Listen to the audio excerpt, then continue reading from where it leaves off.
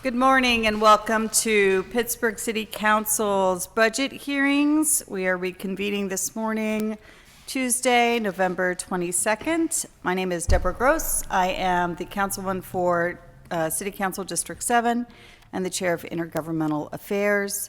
In today's hearing, we will be hearing from the Pittsburgh Housing Authority, the Pittsburgh Parking Authority, the Stadium and Exhibition Authority, and Stadium Authority. Will the members for the Housing Authority please join us at the table? Thank you.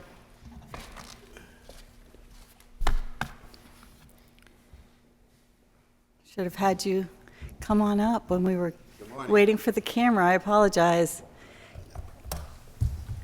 We'll have a short presentation from the members of the Housing Authority, and then we will open the floor to questions from members. But if members have any questions during the presentation, please just speak up. And for the record, we are joined this morning in person by Councilwoman Erica Strasburger. I'm not sure if we have any members online. I don't see any. Can you see any, Mr. McDevitt? Oh, Mr. McDevitt, actually, do you present first, or you go to the members? I apologize. Overview. Thank you. I apologize. I will turn it over to our City Council Budget Director, Peter McDevitt. So the Housing Authority's mission is to bring a higher quality of life to the City of Pittsburgh residents by creating safe, affordable housing in conjunction with comprehensive support services, attentive property management, and forward-thinking real estate development strategies. HACP is governed by a board of commissioners. The board is charged with the task of establishing goals, approving policy and budgets, and providing general direction to the executive director. Currently, Reverend Burgess serves on the HACP Board of Commissioners, and for a budget overview, we do have $5 million included in the capital budget of CDBG money for the Bedford Dwellings Choice neighborhood. Thank you. I will hand it over to our guests today. Please introduce yourselves with your titles as you speak and proceed. Thank you. Yeah, I am Castor D. Binion, Executive Director of the Housing Authority of the City of Pittsburgh. My staff will introduce themselves and their position at the Housing Authority. Bernie McGinley, the Chief Financial Officer. Andy Tenney, the Controller.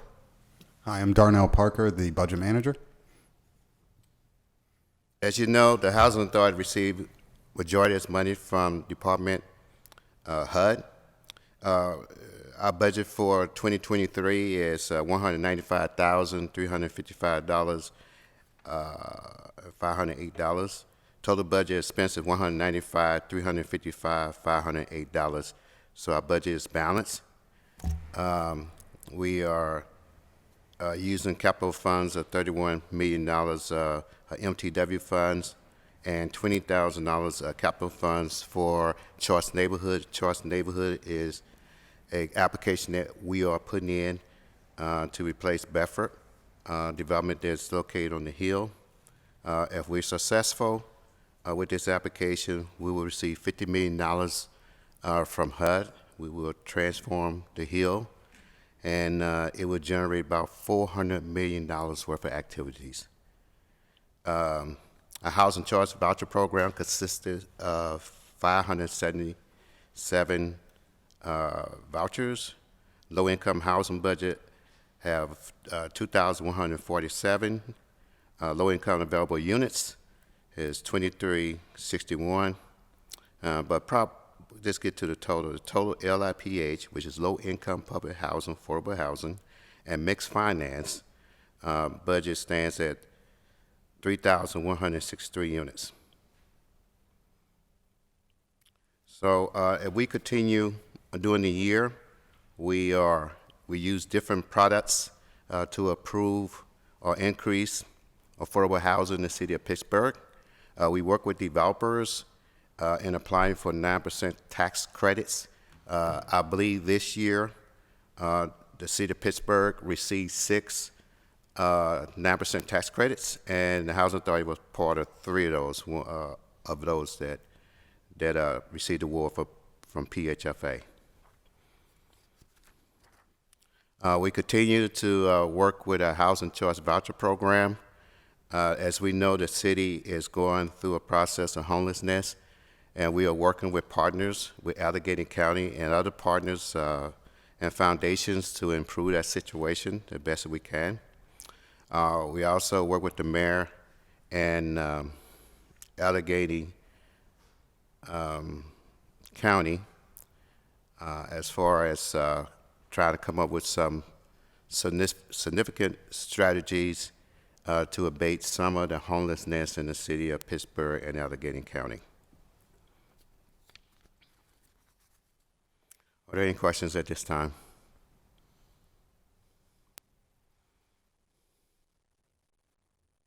Could we have the clerk copy your Oh, we can give you a piece of book. paper? Do you have copies for members?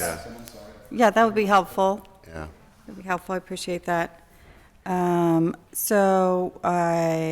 have no other presentation materials? That's all? Well, I would say that the Thank you, Housing Wonder Authority, Councilman Strasburg, thank you. the Housing Authority of the City of Pittsburgh is very unique. We belong to a thing called Move to Work, which allow the staff, the board, and to change some of the government regulations to apply local conditions when we create programs to increase affordable housing. One program that we have is called Gap Financing. Gap Financing is a product that we use with project-based vouchers where developers, they go out and get the financing, and if they come up short, for example, if they get a 9% tax credit, we will put in $1 million. And if they get a 4%, we go up to $5 million. Therefore, reducing housing, affordable housing to build it around, for the Housing Authority, probably $90,000 to $110,000 per unit. However, to build affordable housing in the city of Pittsburgh using tax credits, other people money, the Housing Authority runs between $450,000 and $500,000. By using this strategy, the Housing Authority is able to create, when it used to be able to create one unit with the money that we have, but working with partners and working with the Gap Finance program, we are able to produce 3 times more than we used to. And we are constantly looking for partners to improve affordable housing in the city of Pittsburgh. We work with different organizations. Example is 412 Food Bank, and by working with them, we was able to eradicate hunger in public housing. We have lots of after-school programs for our kids. We constantly looking at ways to improve the quality of life for the residents of the Housing Authority.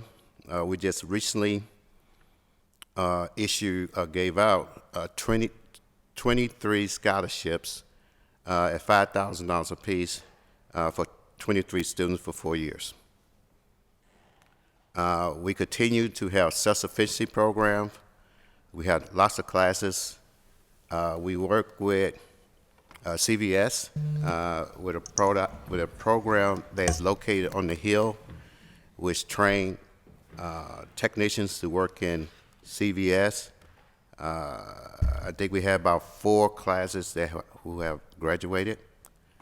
I think we got another one coming up next week. We work with home ownership programs. We just recently worked a deal with URA, where the Housing Authority would provide $40,000 per house, and URA will put the rest in. This will help low income and workforce people to be able to purchase a house and be able to have the debt disappear after so much time. So I just say the Housing Authority work with everyone in the city. We always trying to find better ways to improve customer services and better ways to be good, community partners. And we are very transparent to any communications that anyone would ask us. Any other questions? Councilwoman Smith. Thank you. Thank you all for being here. I just want to thank you for your work. over the years, I think I've given Housing Authority a pretty rough time. But you made us better. I think you did I think you made it better. And I think that, who was it? Knowledge. When he worked there, made it better. His communication with the community and how he engaged with Sheridan was really helpful. And I think he built the trust up. It wasn't anything you or I could do. He showed them results when they reported things to him. I think that mattered. And I'll just say, I think you also have support of a lot of the people that work for you, including one that might run for my seat when I'm done, just so you know. I won't say the name publicly, but really good chance of winning, that's all I'm going to say. But anyway, but they think very highly of you. I just want to say that. Okay, thank you. But I do want to say that sometimes during public comment, we get people that come and talk about Kaylee Irvis Center on the Hill, or the place on the Hill. And we also have somebody who comes and talks about Northside, and I can't remember the name right now. What is Okay. it? Do you remember? Miss Brown. Yeah, Presley I'm going to High give her a seat here. Presley High Rise. What's your Housing Authority's involvement there, and what are you doing? Well, first to answer that. Okay, so with Presley High Rise, which is just located down the street, around the corner, but primarily what we're doing is there are security issues that would Giant Eagle, and we work with the community to work on security. We are adding additional fencing. We will add additional lighting. We work with the residents. Matter of fact, I think I was over there last week, and I constantly walk through the building and get information from the residents. I think I have great street credit with the residents, such that if they point something out, they know it's going to get done. And I think that probably after Thanksgiving, I will be having a community meeting with the residents of Presley. Northview, I would say that after we put a public safety center there with the police department, and also we getting ready to add additional fencing up there, and security. Based up, if we look at the history of Northview, security basically went down. And the relationship among the foundations, Bureau Foundation, the Housing Authority, the residents, and the police department, and other partners, we have built a great rapport with residents, such that some of the problems that we had in the past, we was able to eradicate those problems. What about Kaylee Irvis Towers? Kaylee Irvis Towers. Are you talking on about Hill. the? Do you have any involvement in this Housing Authority? No, that's Privately owned. That's not us. You know what? It is privately owned. I remember now because we actually had our office, Ricky Moody. Okay. He does our mental health and policy and community health and safety. He's the manager for that office. He's actually gone up there and worked and is trying to work with the manager and the property owner and the police and some others. So I do know they are working on that. Okay. So I just don't know what the status is. So I apologize for bringing that up. But I just want to make sure that there's anything that you had a chance that we hear from public comment that you have a chance to talk about and tell us what you're doing there. Okay. I think a lot of the issues with the one comment that we heard for the North Side property, Councilman Wilson, the one that you're familiar with. Councilman Wilson's also been working with Ricky Moody, Community Health and Safety, who else? And other people over there as well. But I just want to make sure that people know that when they come and they tell us that there's issues, we are addressing them. And if there's something that that we need to address better, then I want to make sure that we're doing it. But I want to thank you for your work. It's the first time I'll ever thank you for the work that you've been doing, actually addressing the property issues, some of the properties. I do want to ask, when you're asking people, landlords, to take in subsidized housing, are you making sure that they have all the permits, like if they're a single-family household they're using multiple families, are you making sure those permits are updated? Because I'm starting to see a lot of people flipping houses and turning them into multiple units, and they're single-family units. And I think it's a safety issue, number one, but I just want to make sure. Yeah, I think that could become a problem. We didn't have that problem in the past, but that's something we can look into, work with Okay. the permit department. Yeah, I just want to make sure it's on your radar and that everyone's working together to provide clean, safe housing for everyone. So. And then when those situations come up, as you know, that we will send inspectors out there immediately to look at it and see what's going on. I have not noticed that, but if you haven't noticed that, we will look into that. Thank you. Okay. Thank you very much. Thank you all for your work. I should have mentioned for the record that you were here, President Smith, and we've also Thank been you. joined by Councilman Wilson, and Councilman Coghill was in and out of the room. He may be rejoining us. I'll go down to the end of the table. Councilwoman Strasburger, do you have any questions? I do. Thanks, Madam Chair. Thank you for being here today, and thank you for your work every day. I know you're often in the trenches, or you feel as if you're in the trenches working on, alleviating our both housing affordability challenges and challenges around the unhoused population in Pittsburgh. That's more and more visible every year. So my first question is about how the authority leverages funds. So the $5 million CDBG funding, how is that leveraged to obtain greater funding from federal, private, local funding sources? Okay, the $5 million that the council passed for this year to assist with low-income public housing is part of the Choice Neighborhood Grant. The first phase of Bedford, we put in called a 9% tax credit, and that $5 million will be used as part of that to pay for the units that we're going to replace. The way the HUD works is they want to make sure that a city, before they give you the $50 million, or even be able to have a conversation about the $50 million, because leverage is part of the point system. And so they're looking to see that the housing authority, the communities, the foundations, and other partners are committed. And by receiving the 9% tax credit from PHFA last week, and also one for Edge, City Edge, is demonstrate that the housing authority, partners, developers, foundations, all are committed to building a new community and transformation of the Hill, just as we did in Larmer, where we created 332 units, and if you've been out there, you know it's a great place. And by the way, we got the biggest playground in the city, just let you know. Okay, all right. Congratulations on the 9% tax credit, by the way. Okay. That's Thank great. you. So, and then, so the Choice Grant neighborhoods, or the Choice neighborhoods are incredible, necessary, huge projects. And I know that we also want to be sort of accomplishing the equivalent of like infill housing, infill affordable housing. And I think about that in the district that I represent in District 8, which is Shadyside, Squirrel Hill, Point Breeze, Oakland, right? The opportunity there, in my mind, is existing housing and working with the landlords who own market rate housing to incentivize, convince them that accepting vouchers is something that they should do or would want to do, so that we have affordability across the city and not just in certain neighborhoods. And that's something I'm committed to, but I'm wondering how you think about working with property owners, rental property owners, and what you do to create those incentives for them. Okay, so one of the programs that we create and got approved by HUD is called a mobility.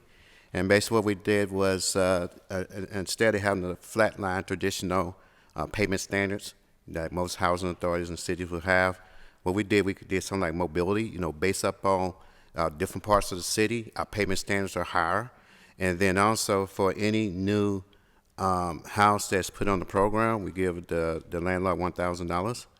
And that program been, kind of successful. And one thing is that I work closely with other landlords so they can talk to their peers about getting into the program and talk about, different ways that we can improve their relationship with their tenants, how we do that to improve, to market, because we have to market, our product, and so people would take it. The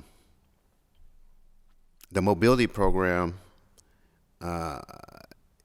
it put us in competition with the market. Because if our payment standards are very low, landlords are businessmen. and women, they're going to take the better deal. And by using the mobility payment standards, when you go to certain neighborhoods, it would go up almost up to 150% FMR, fair market rate. So, and we constantly work with landlords to try to improve the program as far as recruit them to participate. Great. Are there other barriers that you're hearing out when you speak with those landlords, when you speak with people who, might be on the fence or might be need some convincing? Well, the market is changing right now. As you know, every time you go down the street, you see a crane. And so as market rate increases in the city of Pittsburgh, that give us opportunity to participate with landlords who would lose clients because they are moving to the new apartment buildings and some of the flip houses. So we began to start seeing people who will work with us for House and Choice Voucher Program and landlords. I'd like to continue to work with you. I think council would like to continue to work with you on that and reaching newer, kind of property owners who you wouldn't have considered or may not have considered working with you in the past to uncover some of those additional barriers, get through them, and market what you have to offer, that they might not know about. So Just another commercial. Anyone who would like to be a landlord, initially they would, any questions that they have, they would deal with me one-on-one. It's a staff issue, but marketing, you have to be able to answer all the questions at one time. And so my office is open to any conversation with anyone, and I believe in one-on-one marketing to convince people about our program. So that's one of the methods that we build rapport with people. all of my questions right now. Thank you. Thank you. Thank you again for being here. Thank you, Councilman Strasburger. Councilman Wilson, do you have any questions? Yes, thank you, Ms. Chair. I just want to say, thanks for giving the overview, and apologize I was, tardy to this meeting. But I just wanted to ask more about the inspections since last year. Oh, yes. Last year was, a big deal. The media ran stories, and we talked, and there was, some misinformation that you felt. Mm-hmm. And, I had the opportunity to go up to Northview Heights to see, how some of that's calculated, and to hear more of, your version of the story. Okay. So I just wanted to see where that's at. Like, are we going to pass this year, or are we still in some sort of, game of scoring that you don't agree, or, you don't really think reflects the type of housing that we're providing? Well, I think we passed. One of the things that we ended up doing after, like I said, some of that stuff was disinformation. But, I made a decision that we was going to go to every unit. After that, I think we generated something like 4,000 work orders. We went into a building, and my people didn't leave until all the work orders was done. And so if I was looking at today, if Northview had 2,000 work orders in the past that's just open, they probably have 300 to 400. Agency-wise, we probably have 2,100 work orders that are open. Some of those are inspections and stuff like that. But we went to every unit at Northview, and then we hired additional contractors to come in and take care of, landscaping, and also the fence that you talked about. We're still working on that. The problem is the fence is 10 feet tall, and we have to get a clearance because I think the city requirement is 6 feet tall. So we're working on. I think somebody working with your office on that. But we did go to all the units, and then as you know, we just reopened the public safety center, the community center, and if you go back and look at a couple of years as far as security related to Northview, you can see that incidents are down. I think that you might be invited to the community meeting, I think probably about the next 2 or 3 weeks. I know that the community asks for community meetings. I know you normally attend. So if you don't have the invitation, we will be sending you an invitation to meet with the residents in Northview. All right, thanks. Okay. So you think we'll pass? even though we might have completed 3,000 to 4,000 work orders, people are still living in units. We do respond to our work orders, but if we don't, and we also do housekeeping inspections, I still think we're going to pass. I think we're at a better position than we were before because we put eyes on every unit. And tricks that the newspaper used last time, they'd be unable to do that. Use old pictures from somewhere. I don't know where they got them from. But anyway, bottom line, we feel very confident that we're going to pass. Okay, yeah, because even though there is some discrepancy about the scoring, it's just not a good look. Well, HUD changed its scoring. Most of the takeaways on the scores was due to external, and HUD is more focusing on their new scoring system. Is inside the unit. Okay, If you have grass, right. and you see dirt, guess what? That's a negative score. If you have more than 2 inches of crack in the sidewalk, that's a problem. If you have, it's a lot of capital improvements dollars to be able to accommodate to meet a high score with the REACT from HUD. And HUD went back in and realized that some of the criteria that they had for scoring was a little bit too much. And it drained most of the capital dollars for some minor items that normal would happen in any community. Okay, and then the other HACP property that's in my district is Pressia High Rise. Right. Okay, so. I often hear different complaints from Pressia High Rise, and then we talk it through or with your staff, and feels like it's being addressed. But in terms of that inspection as well, is that? Oh yeah, I was over there 2 or 3 times in the last couple of weeks. We replaced a whole lot of stuff. We're in the process working with Giant Eagle in the community and you as far as putting the fencing in, behind Presley. I think that's 6 feet. And I went over there and said maybe we should go for 10 to stop the people from coming through there. We are going to add additional lighting in the community, and we're going to continue to work with your office and Giant Eagle and the greater community to address those concerns, which is a community problem. However, Preston sit right in the middle of it. I know we discussed moving the security out, into the hallway so that it's, immediately you could see who comes in. Right now it's kind of, feels a little bit distant. I'd like to revisit that because I think it's still an issue that we hear about. I think that the solution to get the, security right when you walk in, not have this there's kind of like you're talking about there's kind of like office at? Yeah, there's like more of like a distance between the door and getting into the property. Okay, so I'm sorry, between the door and I just like to say I've been there recently and I still feel like the residents are not being heard on that. Okay, so we will have a meeting in the next 30 days, and I will invite you to the meeting. Okay. And whatever I say in the meeting is going to happen, and I understand your concern. So, among my staff, you and the residents and other community people in the community, we will continue to work on the security plan, and that sounds like a bright idea. That's what we do. Okay. Yeah, it'd be good to definitely talking Right. with everyone there. Definitely and see what they feel. Like to get your input. Okay.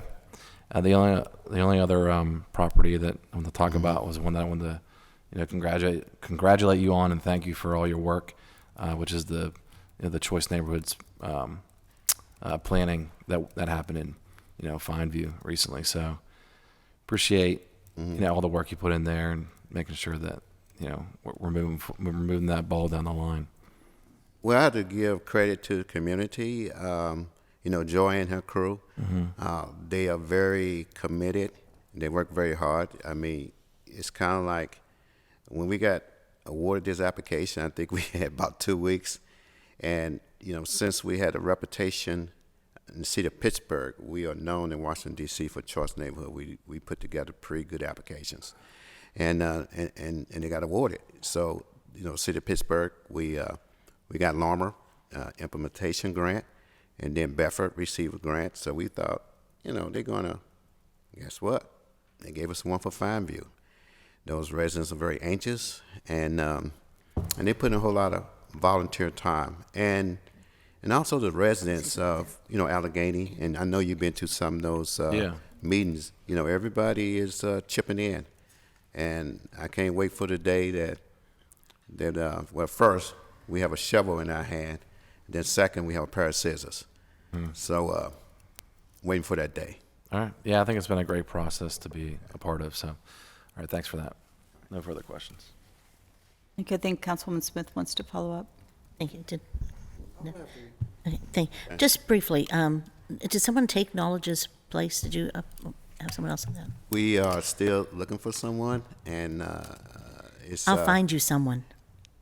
on it, I would say it's between the mayor's office. I don't want to get into politics, but I understand. I don't know. I understand. Okay, Yeah. I'm gonna talk to them because honestly, he really did make a big difference. I make a difference. He really did, because when he came into Sheridan, they wanted to send him right back out. You know how they feel about housing authority in Sheridan, and so they really were ready to send him back. But he worked through concerns and issues, and oftentimes found out that the properties weren't subsidized housing or it had any part to do with housing authority. So I just want to say that part. But the other part is in Sheridan also is the Sheridan Park Co-op. And Councilwoman Gross and I are so interested in expanding co-ops across the city of Pittsburgh. Okay. Is that something that you could work with URA on, and maybe I really like to see home ownership. So Oh no, yeah, and in Sheridan, let me just say, the Sheridan Park Co-op has some of the lowest crimes in Sheridan. It's a great neighborhood, and the houses go for like $30,000, and they're well maintained. They're amazing, and they're hard to get into. So there's a need for it, obviously, and there's also a need for senior citizen patio homes, individual housing in the city, and I think that we're missing the mark on both of those in the city. The limited equity housing co-op Yeah. specifically. Yeah, we will reach out. You guys take that note from me, please. We will reach out to them, especially you said houses for $30,000. But you and I talked Wait about till you this. see them; they're amazing. Yeah. I went out there with you a couple of years ago, and we talked about how we were trying to do that, but we was able to get a 9% for the senior building. So I thought that would accommodate it, but I guess I got more work to do. Well, we need more. We need more. But We I got do more want to work say to do. thank you for the work you are doing in my district. But there's also the I took Mayor Peduto, the previous Mayor Peduto. I took him to that site to see the housing because I said, I just want you to see it. And he drove by. He's like, wow, what is this? It's like Chatham Village. I said, except for Chatham Village is high income. I said, Yeah. or it's market rate or above. And so he was shocked that you could get a house like that for $30,000 in the city of Pittsburgh. Are there houses available over there now? Are there houses available? There, last I saw, They're there was tight. maybe one. Yeah. They go so fast because of $30,000, and maintenance. You have to do the maintenance it's all maintained. Well, we can. We do have URA and the Housing Authority have a very aggressive home ownership program, and with my partners in URA, we can. You set up a meeting, we can go out there and talk to people. I know the Take you on a tour. Yeah, but you got to have a for sale sign up. Yeah, you, Councilwoman Gross, and I will go on a tour together because we both really want to see this happen in the city. Okay. Okay. All right. Thank you. I think Thank you. that's a big idea. Thank you. All right. Thank you, Councilwoman. Councilman Coghill, do you have questions? Thank you, Thank Madam you. Chair. Good morning, gentlemen. Morning. Sorry I'm late. You may have covered some of the things, but bear with me. How's the move to 420 going? Is it? Are you there yet? We're like 99.9. Oh yeah. What floors you occupy? I think we got 7, 8. I can't remember the other floor. We got 7, 6, 5. 5, 6, 7, yeah. And then some, part of the first floor as well. Gotcha. Okay, so you're in almost. Yeah, we 99 is kind of in, right? Yeah, we got to get the occupancy permit. The thing that I'm worried about is the place is so nice. My people might just try to stay there. They don't even want to go home. That's a real nice place. Yeah, Wait till the open house. I hear there's like a club on the top floor that. Oh yeah, it is. I've already barred some members who didn't vote for it. All right, so it was, at the time it was kind of rough, as you know, but building 200 basically did. yeah. It's not good at all. Oh, I know. It's That's all I can say. It's not good. I know. It should be condemned. Yeah. Maybe it is. I don't know. Okay, I just wanted to check on that. But of your you said 5,700, 5,800 units? 5,775. That was Oh yeah. 57. That's for vouchers. Those are vouchers. Those are vouchers that are available. We use. We have 57. Yeah. 5,770. Yes. Got it. Do you keep a breakdown in council districts or by Oh yeah, neighborhood? we produce that every year. So do if you? you don't Okay. have one, somebody take a note, please.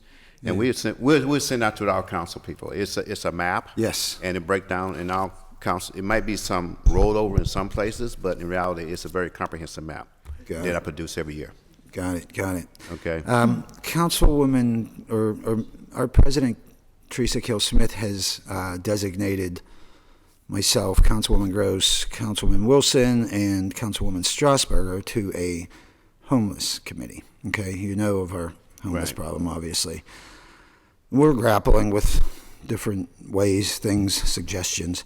I've got to believe there's a role for the Housing Authority in this. Can you elaborate on that, or can you tell me if there is a role that you feel you can play and what that role might be? Well, it's probably about three things, but I'll get to the first one. The first one is that I allocate homeless vouchers, and Allegheny County is. I'm sorry, you take. I homeless allocate. vouchers? You I allocate. set aside vouchers for homelessness, Got it. and they are authenticated through Allegheny County Department to make the homeless coalition will verify them. In the next couple of days, it's probably tomorrow, where HUD, City of Pittsburgh, the county, partners and foundations, we all going to get together and try to brainstorm a situation how we can assist homeless people in the City of Pittsburgh. Got it. So you do have vouchers now? I have vouchers. Yeah. How many? I have enough. Yeah. 500? I have. I don't know what enough is, to be honest with you. But Well, let me put it this way. My problem is, just like one of the council people are saying, if I gave out 100 vouchers, only 32% of them would find a place.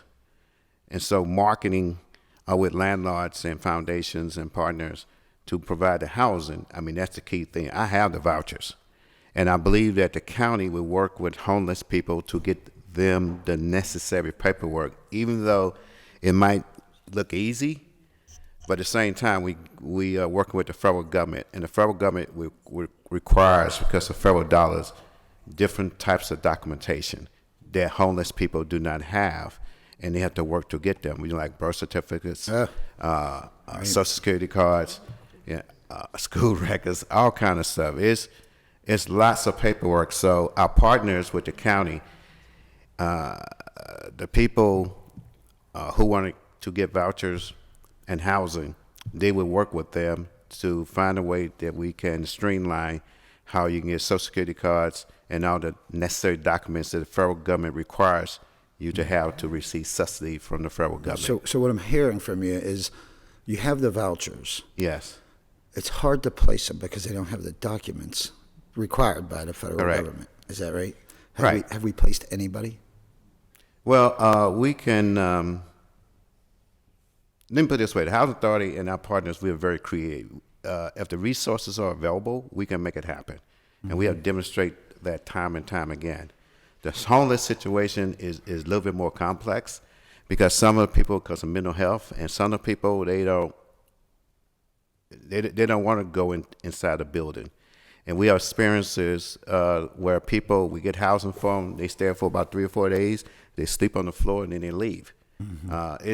It's more complex. I know it's complicated. Yeah. I do. So I guess we're trying to identify. We got Second Avenue Commons right.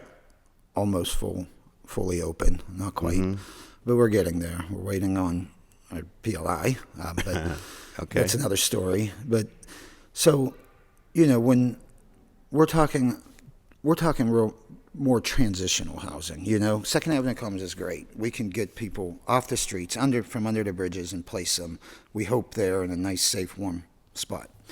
But we're looking more at the transitional housing, and that's where I feel like you can play. I had the a role. vouchers. What Yeah. I'm saying is that, and we already had that program with the homeless community, that when a person is, they use a state voucher, and that's good for, I believe, like 6 months or a year, and then they can use the housing authority voucher. So if you go to transition housing, that means that you met the number one criteria, that you have demonstrated that you're homeless, and you also have demonstrated that you are signed up for programs that will assist you.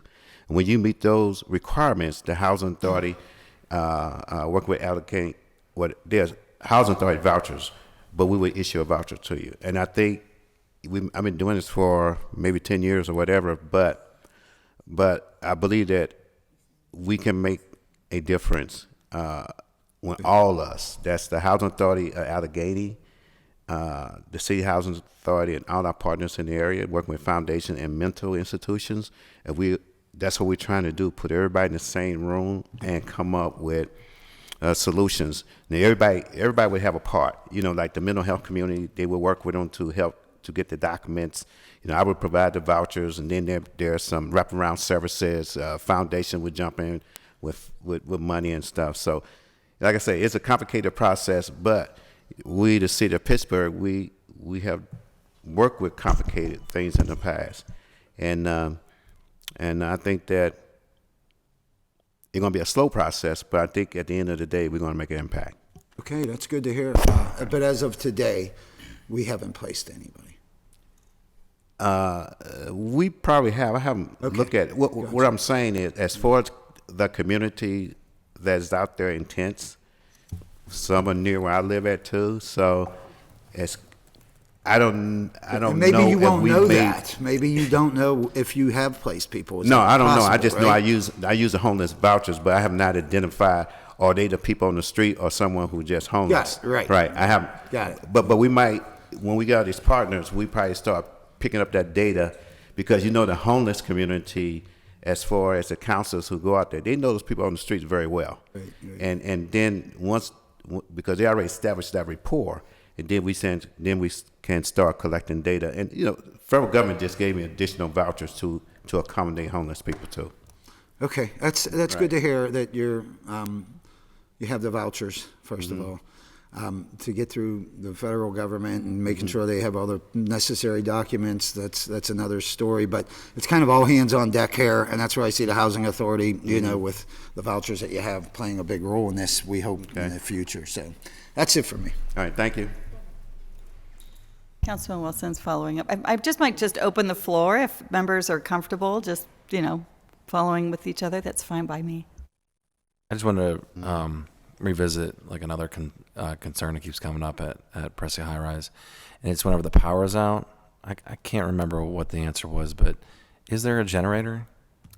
The generator in the high-rise buildings are designed to keep the elevator running and also safety lights. The incident you talk about was 2 weeks ago, and I think the power just went out for like an hour and a half. And I know that as soon as anything happened, I know they call your office immediately. So I guess lessons learned is that if something like that happened, we'll contact your office and let you know that, the lights just went out for about an hour and a half. We had to reboot the system. Yeah, I guess it's more. I don't know, I know Duquesne Light was doing work. Well, I mean, that's different. I was thinking of heat. Okay, that was last week where the heat went out Yeah, for about an hour and a half. Well, yeah, they would contact me for that as well. But specifically the electric, there's been in the summertime, especially. There's issues. With us, decay. Yeah, but just in general, Okay. like for I don't know any other reason why the power will go out, whether it's your fault or whatever. I mean, whatever it's like inside of the building or some downtime. The concerns Or are why can't you have a generator that can handle all that? I'm sorry. the concerns are I'm gonna add to it. obviously like the emergency or the critical needs stuff, like people who are on oxygen, who have like a plug-in unit that creates oxygen. Like, is if it, until you can get an appropriate system in place, I mean, can you make sure there's like an emergency response, like where there's I do okay. have that. Okay. So Yeah, what I just want to happens- understand that more. Yeah. So 'cause- what happens is when that situation occurs, we do contact the fire department. They come out and 6 people, and we do have generators. The generator will, as it generates the lights, and also for the elevator down in the community room, all those plugs are live, and so our managers know who would need those type of services. They will get assistance by coming down to the community room and plugging their device into the wall, or our good 911 fire department people will assist in that process. Yes, I know we try to plan for everything, but bottom line is that we do have a system, to accommodate people in that process. I know you're probably talking more about what can we do in the individual units. We can look into that. I mean, I realize there's a Yeah. challenge there if you don't already have the type of generator that's going to keep all the refrigerators going and everything going. that's For a those lot of K. 4, sometimes it's been like 3-4 hours, maybe even longer. But and there's been a couple instances where it's been that amount of time. And it's not from the building; it's from outside. But I think I'd just like to understand more of the needs in the building in terms of people who need that electric for life saving. I don't know what you would call it, but whether they have some sort of machine or some sort of med that they have to use as an aerosol. I don't know. There's probably plenty of different devices that people in that unit use. I think Because for them to come agree down with to you. the come down to the lobby might be, a bit challenging for them. Technology is available to accommodate that situation. So Okay. as we meet with the residents, and we can talk about technology that we can apply. Okay. Yeah, I mean, Yeah, I it'd be- think I would just like to see the needs and like what the plan is when something like that happens. Because I don't know. I think everyone's using air conditioners, during the summer, and I don't know. I don't know if that's really what it is. Not in your building, but just in general. Like the grid's just overloaded, and then it just. well, we do keep transformers and fuses, available, with our contractors for those situations, so we can get backup power right away. So, Yeah, I think some of those storms too, like Duquesne Light had. yeah, There were some trees that fell on some lines and everything. So anyway, okay. I'd like to follow up with that. Okay, yeah, I'm looking forward to our meeting Yeah. next month, or it's probably next month. Thanks. Okay. Is that all, Mr. Wilson? Yeah, thank you. Members have any follow-up questions before I go? Well, we'll see. I'll ask questions, and then feel free to jump in if you do have more, Okay. Council President. So thank you all. I appreciate your staying with us and answering questions, and I realize we do have other authorities to get to, but this has been a good conversation with lots of information. So I'll bring up a few things that I haven't heard yet. And I wanted to give you an opportunity to speak to your eviction rate, especially over the last couple of years during the pandemic. We've heard at council that your eviction rate was highest, I think, in not just the city, but possibly in the county. And I just wanted to give you a chance to speak to kind of what does your last few years look like, and what does it look like now, and get it on the record. Okay, so first I want to get on record that is misinformation. The reason I say there's misinformation is because even though the housing authority might file for eviction, don't necessarily mean that people are evicted. Yeah, I could file 300 to 400 evictions per month, which we have not been doing since the pandemic for the last 2 or 3 years. We have not been evicting people. We've been working with partners, Action Housing, and some other partners to work with families to get the money so that they would not be evicted. But we still required, under federal law, well, I ain't gonna say federal law, HUD requires us to do the process. If you don't pay your rent, we start the eviction process, and then we work with partners to help you get money, but it still get filed in the court. I think, I'm going to try to recall this. I think that prior to the pandemic, we probably was doing less than 30 to 50 evictions per year. But when the report came out, it looked at what we filed in court. It did not look at what actually happened, because residents have different ways. We do set up payment agreements. We work with partners. We work with agencies. We give vouchers, and we work with them. Our mission is not to evict families. Our mission is to house families. So if someone do get evicted, I want you to know that we have exhausted all avenues to try to keep them in housing. So if you go back to the report, and we can, talk later, I can show you in the report, they look at how many times that we filed in court. But to actually putting people out of the house, that's a different number. So to me, it's like misinformation. So you're saying that you may file higher than other landlords? Oh, but yes. that you're not, and I've forgotten the I'm name. the biggest landlord too, so. We're talking about, I think, a rate. Okay. Which I mean, but again, we should look back at the report. So if I've heard you correctly, that you are claiming that you may have more filings, but not more completions, or what's the legal word for when you've actually won in court and your tenant does Judgment. get judgment? Right. Okay, so that your judgment rate is lower, or so you have a lower rate Well, of, I think, order for still- possession? Yeah, order for possession. You still could have judgment rate, but prior to the constable showing up, if money shows up or a person signs a payment agreement or something by a certain date, we don't evict them. So, did you say that it had been consistent over the last 3 years, or that your even filing rate had gone down? Or has it been, it's consistent over the last 3 years? I probably say it's consistent. Our protocol is, you miss 1 month of rent, we send you a notice, late notice, and then after 30 days, we file for possession. But during that process, we are informing the residents how they can set up a payment agreement. We give them a resource list where they can work with other partners. Just like I think last year, how much did we get from Action Housing? Like $1 million? Yeah, working with Action Housing using federal government money, pay over $1 million of residents' rents last year. All that money is not exhausted, and since it is not exhausted, we are not evicting people now until all the money is exhausted. However, we still evicting people for social reasons.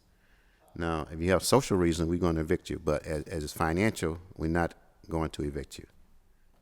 I'm recalling that, so the Action Housing money that you're referring to, Yes. council approved the cooperative agreement with the city of Pittsburgh, Allegheny County, to combine our, if I'm not mistaken, it was the ERAP program, Yes. Emergency Rent Assistance Program, that were federal funds that came through council's table. I believe the council portion was maybe 8.9 million.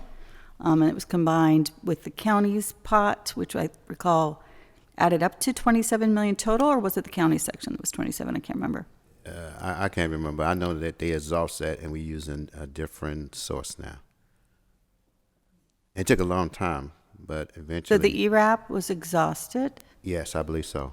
and so it might be our Housing Opportunity Fund. I believe it's the Housing Opportunity Funds and some.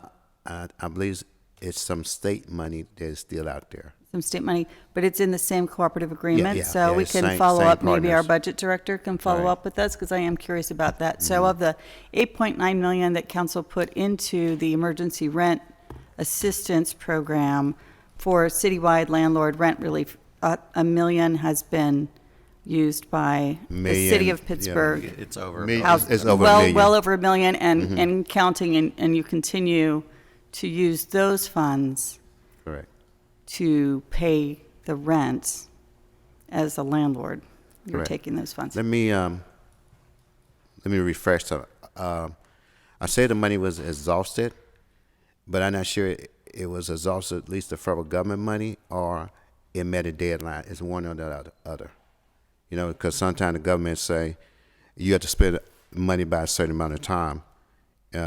As a group, if we didn't meet that requirement, and I don't know the answer right now, we could not provide families any additional money after the cutoff date. But I think more so that the money is exhausted, and we can get back to you on that. We will send you. Yeah, and we'll look Yeah. on our side as well. Yeah. I'm very curious about this because what we don't want to see, as you say, is more families going out on the street. But I did hear you say that you take action after 30 days.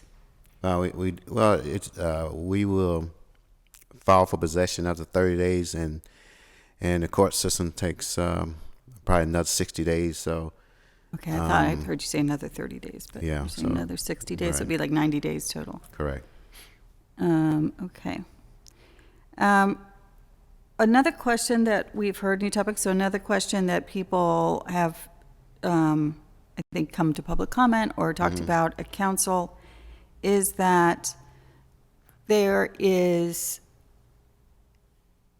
in your budget, $195 million. But that isn't all that you have in terms of liquid assets. And so kind of, you don't have your assets here, right? So I'm not talking about just the properties, right? But like, kind of like liquid assets. Bernie? So your balance sheet. Yeah, we don't currently have it with us, but, I mean, we have roughly like 200 million in unliquid assets between Unliquid us. or liquid? I'm looking for more like, kind of like how much cash you have. Well, mostly liquid. It's very, Gotcha. because of the market right now, we haven't invested too much in long-term anything. And we're very restricted. HUD restricts what you can invest in. But we do have pretty close to 200 million in liquid assets, and that includes the housing authority and our affiliates. So our affiliates have a huge chunk of that as well, which we use for our development deals. Do you have the affiliate budgets here? Because those would be separate and on top of this budget. Because I don't see this budget broken down by affiliates. No, you don't. I mean, we can do that. Andy, the mixed finance numbers are not in here, correct? No, they're not. No, so I they combine. Yeah, I would like you to Yeah, we make can sure get you you send those to itemized. all members, and if you do Okay. that soon. So let's itemize the mixed finance developments, and we send them to council. There are budgets for others. Okay. So what are the other entities? Oh, there's a lot of them. You have lots of other entities. Yes. So, yes. I- Do you have a comprehensive list of your other affiliate entities? We will. Do you have that in here? I don't have it with No, me. we but don't. I can we, put that together and you send know, it over. and some of those will be partners like McCormick Barron, KBK, Track Development, You've Community- formed yeah, LLCs we with have- them, yeah, or we have you've we have joined? LLCs with them, and most of them we will own 49%, and they own 51%, and the bank own 99% of the one. Well, anyway, yeah, we have all those relationships, LLCs. We got, I don't know, probably about 30 of them, 40 of them. We have a lot of Yeah, partners. I think members would be really interested to see kind of how those partnerships Mm-hmm. are kind of active across the city, right? So if we No don't problem. have them in front of us today, right?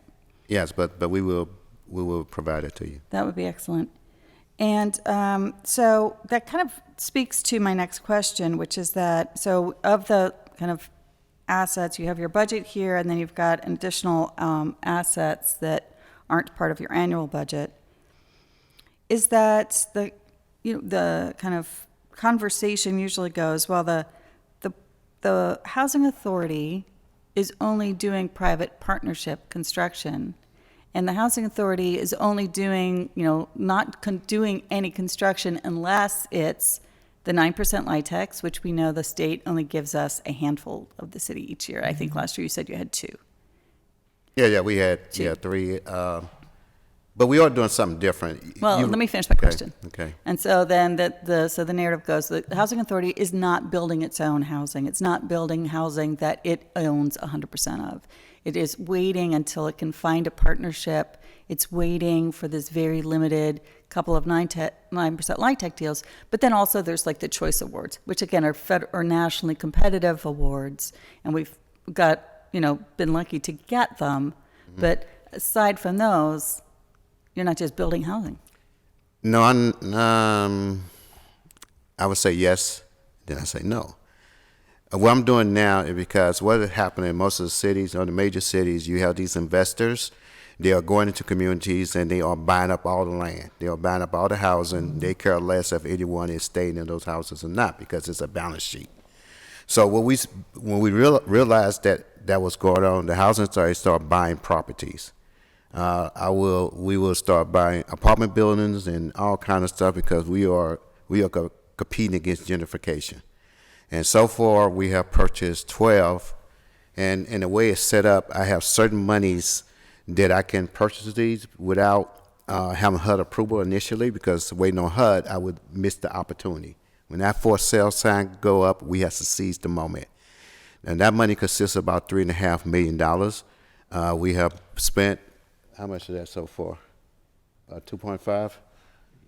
Probably close to 2, yes. Yeah. So we bought a complex on the north side. We bought one in, not Shady Side, but is that Point Breeze? No, you know I cannot do that without having a conversation with you. We made that agreement a long time ago. I think you're correct, though. There was point. Yeah. So and we are buying high quality places. Some of them they've been totally rehabbed, ready for move in, and the ones I have now, we're going through a transition where I can take the money that the non-federal dollars and change it to HUD dollars, and then that money would generate, and I'll go out and buy more.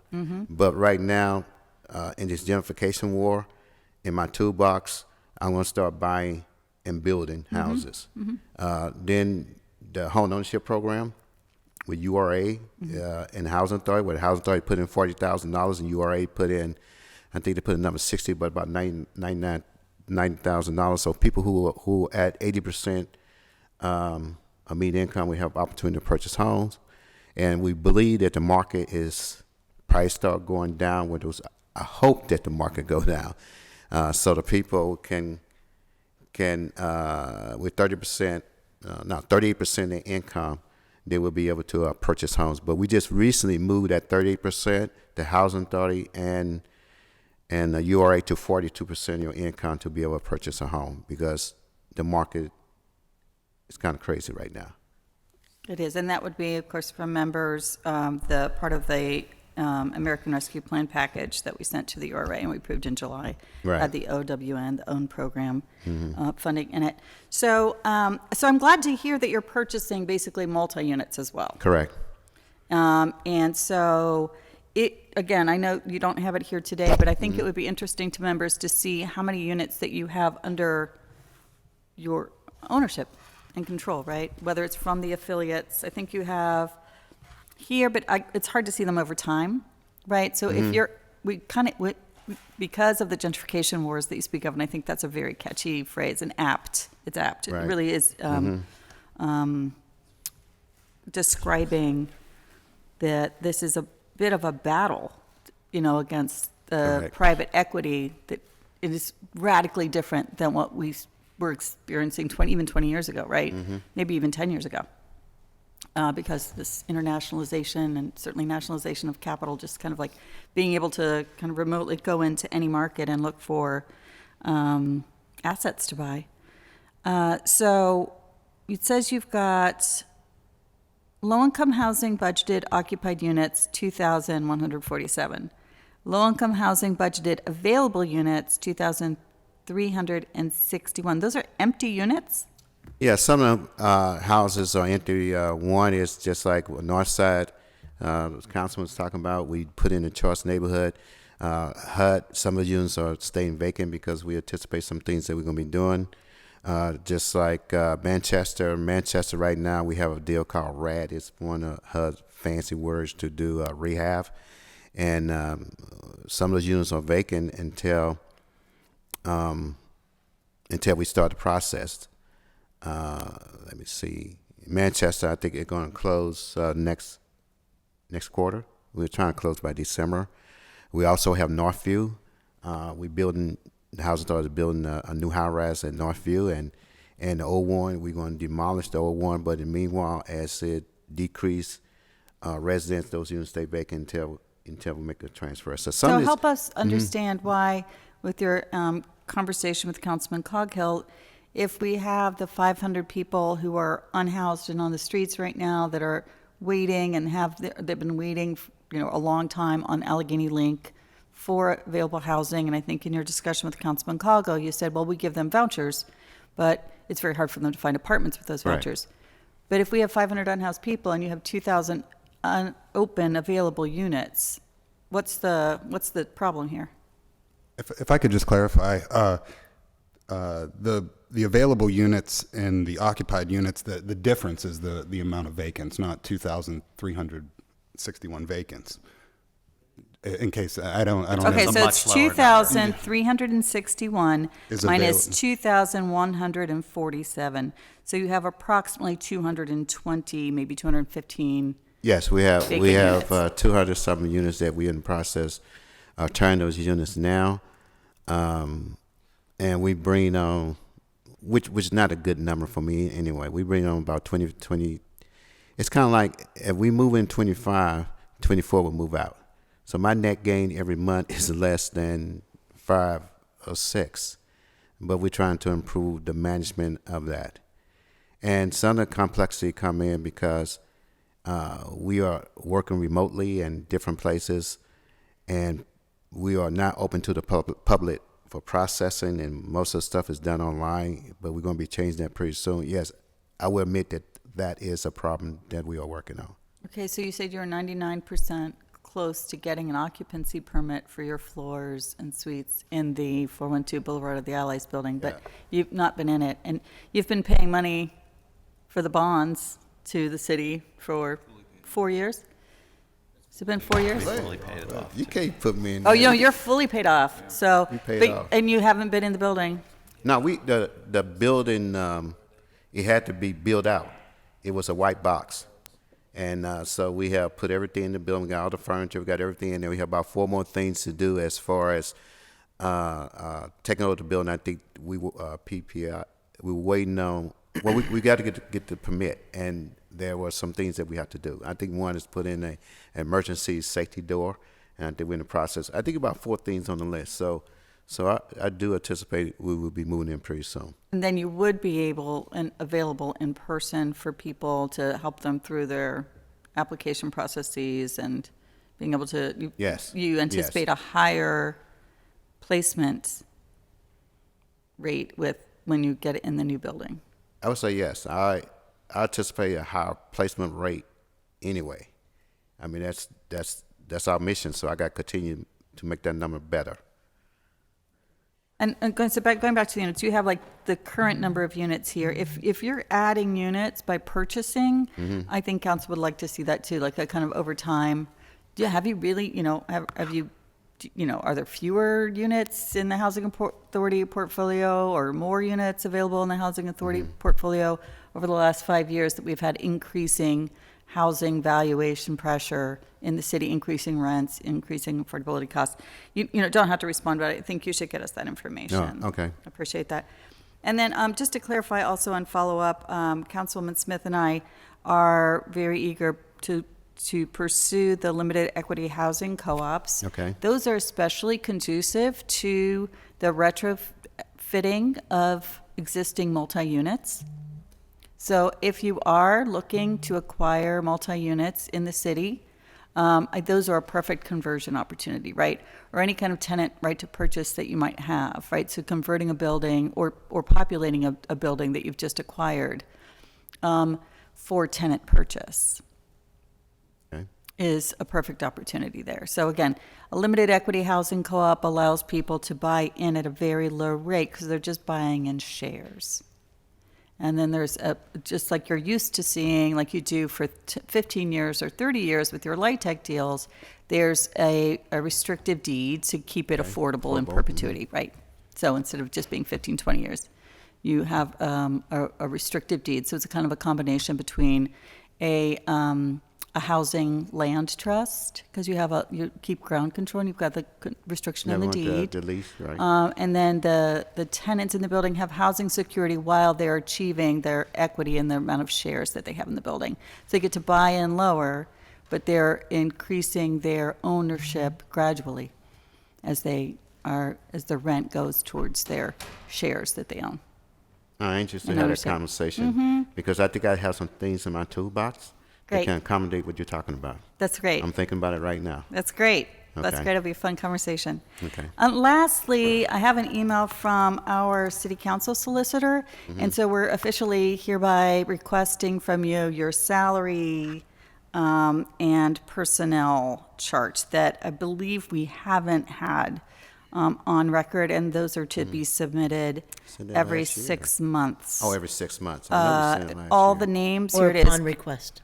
All my requests. And additionally, on request, but at least every 6 months, containing the names of all employees of the authority, their position, and salary. And those will be Okay. read into the record at City Council for our record. So you can keep, have that, it says within 7 days, and then we'll keep it up and get back on track.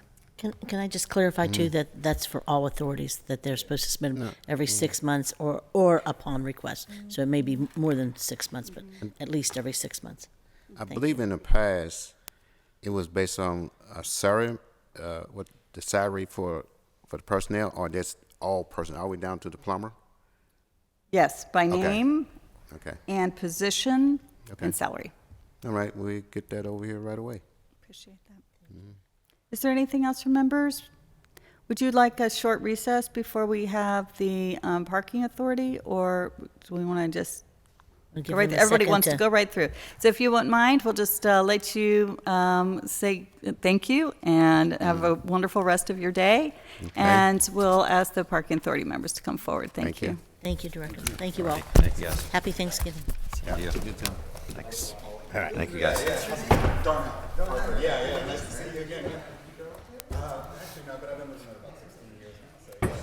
thank you, guys. You.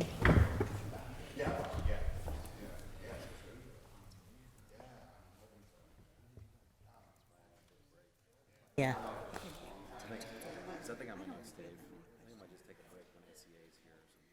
Tomorrow, who?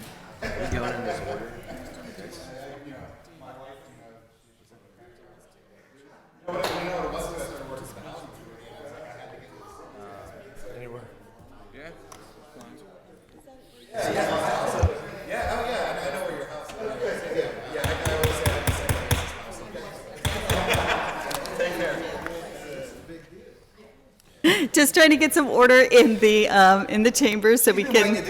I have been really waiting to do that. That made me very happy.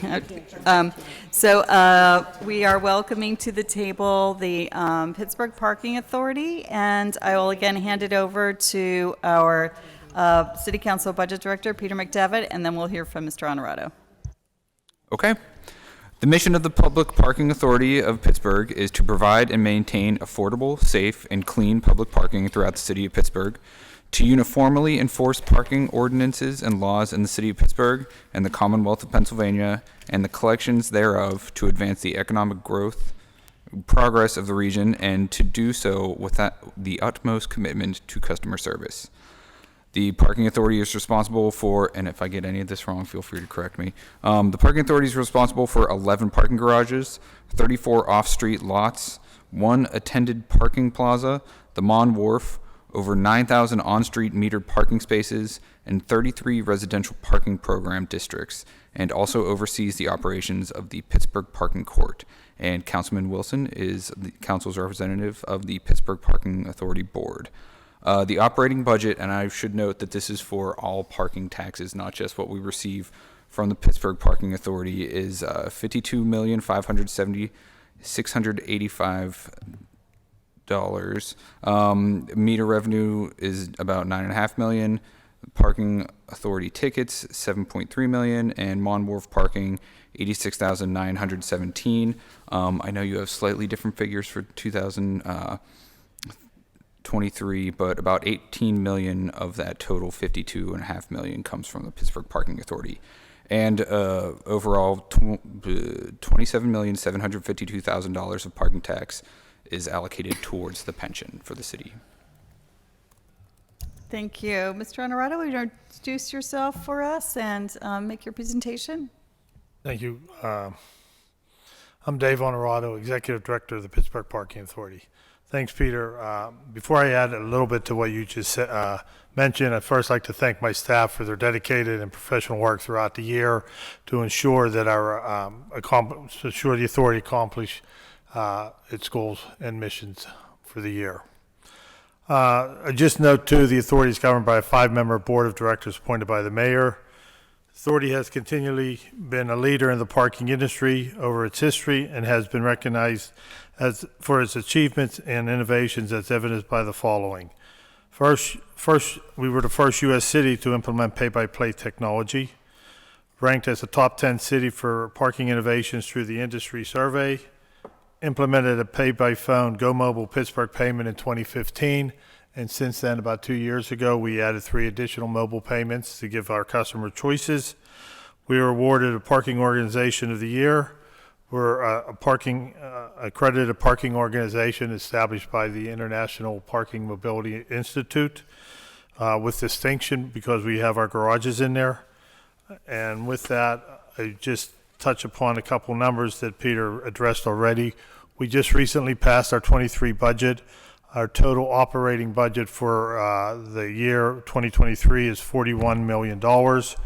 Of that, $26.9 million is garage revenues, or represents 60% of our budget.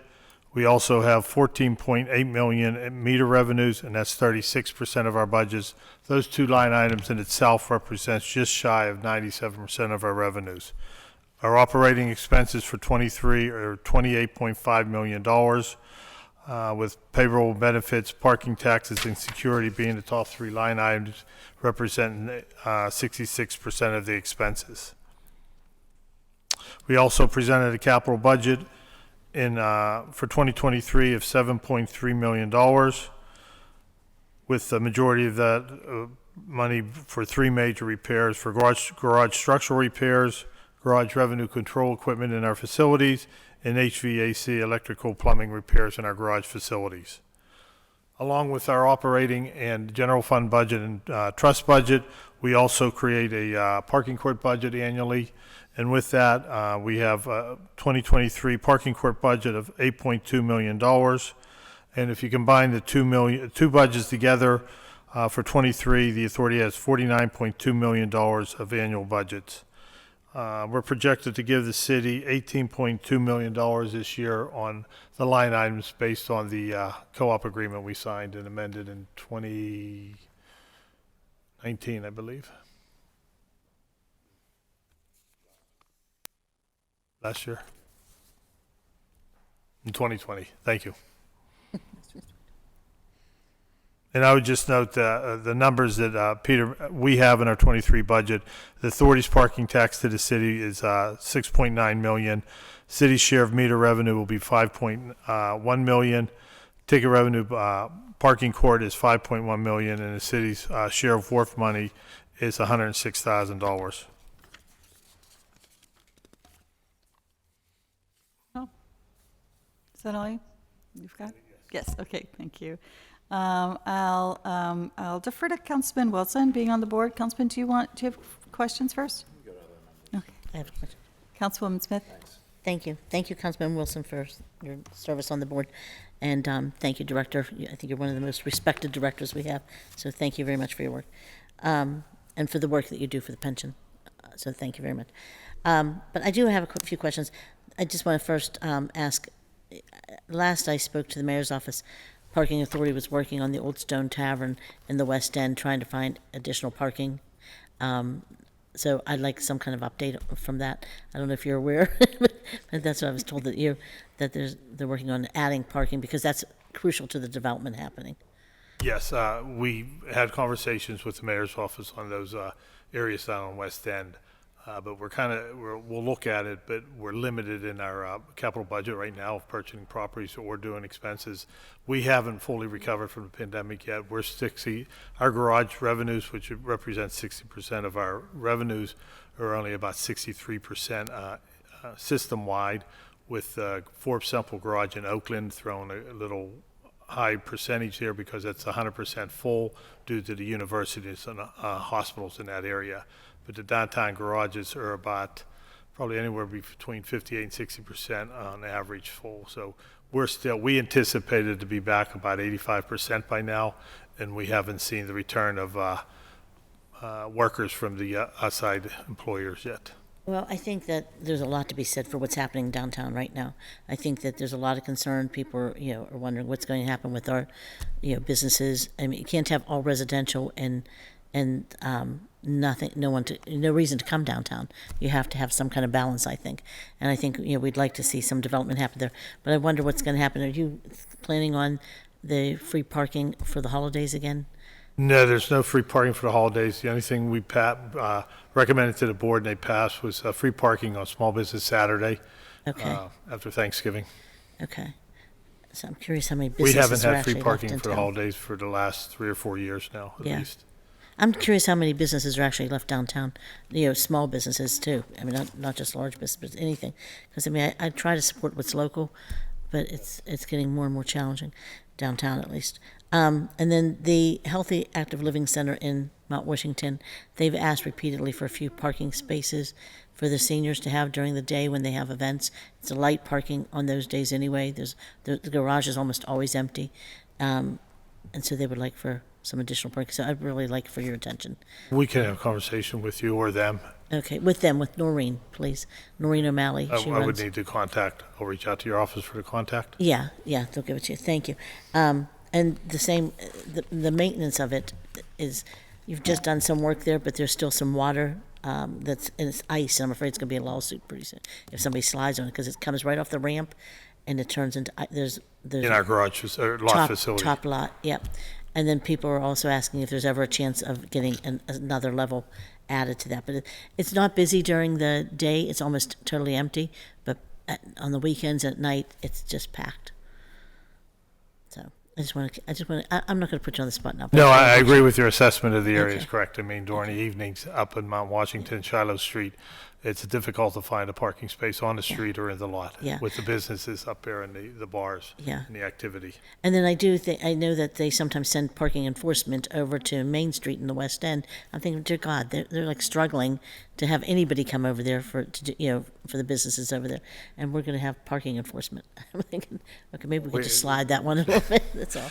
We'll look at that, but we have to enforce all the areas that are metered and signed. I was there throughout one the day city. and somebody's taking a picture. I'm like, am I parked illegal? She's like, no. She said, but she did take a picture. But she said no. But I just didn't. But to me, it's just it's concerning because we're trying to help both the businesses and the pension and the parking authority. So I think there's just a lot of challenges with everything right about now running the city. Period. So. Thank you. It is a difficult decision because we struggle with our capital expenses over the years have been pay as you go, and it's through the revenues. We're self-sufficient in revenues where we don't, we have to make our revenues to pay all our bills and capital expenses. And right now we're in jeopardy of not exceeding that down the road in a couple of years of being able to pay us for the capital expenses out of our excess funds. Oh my God. Okay. Well, thank you very much for your work. And I know the others will have a lot more in-depth questions. I'm going to leave. Thank you. Thank you. I'll go down the end of the table if you all don't mind and start with Councilman Coghill this time. You're welcome.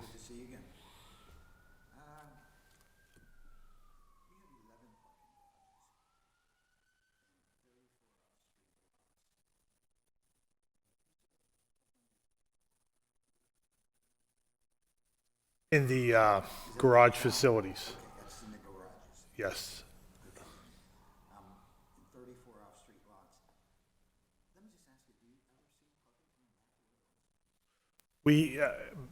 We first realized we anticipated coming back about 85%. We're adjusting those figures now. We have a very conservative 2023 budget. We do not see it coming back to ever where it was prior to 19. We're hoping we had to reduce the 85% goal too, because we're not sure when it's going to hit that, if it does again. Yeah, I agree. I don't think we'll ever see it at the height that it was. The meter revenue is coming back a little stronger than the garage facilities. Right. Do you ever anticipate or selling them off? We're in a process working with our board to do a system-wide RFP to do analysis of our facilities and structures for that Yeah. purpose. I wonder if there's a market out there. I mean, are people interested in buying? parking Probably lots? all depends on location. Yeah, sure. Right. Much to what Councilwoman Kill-Smith was saying, as to many times I've called your staff, we've been on the phone about parking for the senior center, or Healthy Active Living Center in Beachview. Just trying to get them just 2-3 hours a day where they could park, because it's the one thing that they frequent in Beachview. But, they're getting tagged every time they, visit the place. Yeah, the difficult for us is that once we're in the area and see the cars, we don't know which car belongs to that Yeah, senior we talked center about or that. I was who's like, what, a parking little there. placard maybe. Well, we don't enforce by looking at placards no more. We're through technology and we're reading the license plates. Right, they don't even get out of the car anymore. They can, if they have the camera on the car, they're reading the license plates in the Gotcha. car. Do you see a way we could make that available to just 10 spots or 5 spots for a 3-hour period, so they don't get phone calls? We'd have to, again, have discussions with you on that. Yeah, It affects a whole lot. We can't reserve it, but again, it cuts into our revenues that, we're looking at. And as Councilwoman Smith said, it's a difficult act to balance between I know the it is. needs of the seniors, I the know. revenues, It is a and the city-owned people entity, returning though. to work. Yeah, it is a city-owned entity, and I know it cuts into revenues, but it's cutting into our facility that we're trying to fill people and get them there. So yeah, anything you can do on that, because we've been going back and forth for about 1.5 years now on it, and it's really needed. And all they're asking for is like 2 or 3, so it cuts into revenue, but not that significantly. I understand if every facility asks across the city, then it cuts into your revenue, but we'll just keep that a secret between us for the Beachview. It's hard keeping a secret in the city. But it's, again, it's only $1 an hour too, so it's not that much. I guess it's not, you're right. It's not the fee. It's whether they stay later and don't, resubmit their, most of them don't have the online technology, capabilities to up it if they decide to stay an extra hour. They have to go back out. And, I don't want to say put money in the meter, but whatever process. One nice perk that we have is free parking. So it's nice that, okay, David, what's that? You do? No. We do. We do. Little perk. But, no, that, David, that's it. Thanks for all you do. I know you Thank have you. a, major operation We can there. have You that do a good discussion. job. Yeah, okay, good. Yeah, I'd love to, talk further about that, the senior center. Thank you. Is that all, Mr. Coghill? That's it. Thank you. Thank you. Councilman Strasburger? Thank you. Good to see you, Dave. Thanks for being here seeing you. today. Thanks Thank for all your work. And I know it's been a challenging couple of years for the authority. And so I guess my first question is, how do you, piggybacking off of Councilman Coghill's questions, how do you project to stabilize over the next few years, coming back from COVID-19 pandemic? We're in discussion with our board and our staffs trying to come up with some creative ways. There's either 2 ways of doing it: increasing revenues, which we're trying to do, or reduce expenses, or revisit the co-op agreement we have with the city. And that level of parking adjusted from 85 down to 80, is that citywide or is that just downtown? I'm sorry, say that again. Sorry, so you anticipated parking coming back to about 85% of what it was pre-pandemic, is what I Well, understood. that's what we anticipated would be at now. Yeah. And we missed that now. mark. It's only Oh. about 63%. So that's not now. into the future, that is just at this moment in time. At this moment in time, it's Okay. 63%. It's currently 63%. Yeah, we budgeted okay. in 22. We thought it would be back to 85 by the end of 22 when we missed the mark on that. And is that citywide or is that just downtown? Citywide, but Okay. again, the one garage there's only two garages out of the town area, the Forbes Semple garage in Oakland and the garage in Shady Side. And the Forbes Semple garage is 100% full, or 98%, due to the university and hospitals that really didn't take a hit during the pandemic with those two major entities there. And right now, Forbes Semple is probably 200 spaces a day closed for a major renovation. We're doing a $5.5 million rehab to that facility. Great, great. I'm glad to hear that you're still able to do the rehabs despite, you know, some of these revenue challenges. It's necessary, you have Yes. to. And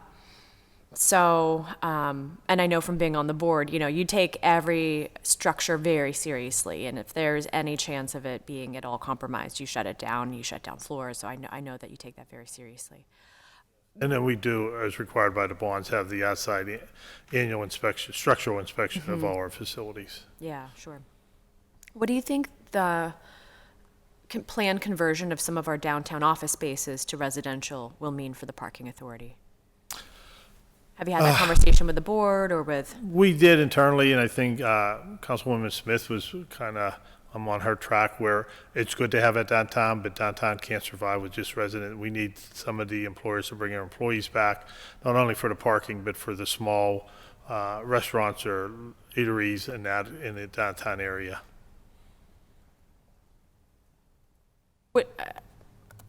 I'll save this question for another time. I was going to respond to that, but with some ideas. But when it comes to the areas of town where, say, you know, Oakland, where you didn't see too much of a decrease, whether in lots, whether in garages, I'm curious where the dynamic pricing parking, what happened with that pilot, and whether, you know, that's still in existence anywhere in town, whether you'd consider bringing that back to, one, maybe get some higher revenues out of places that have significant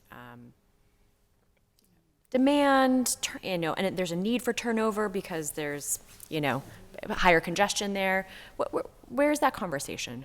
There's two different ones. The garages are separate from the meter revenues, and the meter revenues are probably back about 85% compared to the 63% of prior to pandemic. We did about $63,000 a day in meter revenues. We're averaging anywhere now between 52 and 55,000 a day. So it's closer to pre-pandemic than the garage revenues. We did look at the garage rates to increase them somewhat, but we've seen what the private operators have done and been in communication with them. They increased a couple of the garages in close vicinity to ours, and it doesn't bring in new people when you have the utilization. Sometimes it just decreases the revenue you have. It gives a discount to the people already coming, and you actually see a revenue decrease in the garages if you increase the rates right now. And on the meters, we don't have that, but we're in discussion with Councilwoman Gross on probably doing dynamic pricing on the Lawrenceville area if we implement new areas there. I'd love to be in discussion about Oakland as well, where, you know, if I had my druthers, we would prevent any kind of unnecessary vehicles coming into Oakland and really serve the people who have no choice but to, you know, use it for a hospital visit or for a college visit or something, but really have employees. There's you know. two types of dynamic pricing in people vision. One where it changes real time as parking is filled up and vacancy goes low, or changing it based on the time of day where it's on. And I think doing surveys and working with the International Parking Organization and other municipalities, people would like to know what the price is before they're pulling up. So if somebody would, you know, pull up at 10 o'clock and pay $2 an hour, and at 10:30 we're now 98% full on that street and it's $5 an hour, those people have an issue with the price being higher than they anticipated when they pulled up. So we see it changing by hour and have it set and established hours what the rate should be. Well, look forward to continuing that conversation, whether it's Oakland, whether it's different times of day and in other areas. For sure, I think there's an interest there on my part. Let's see. We have been discussing, we got an update from Domi on the smart loading zones.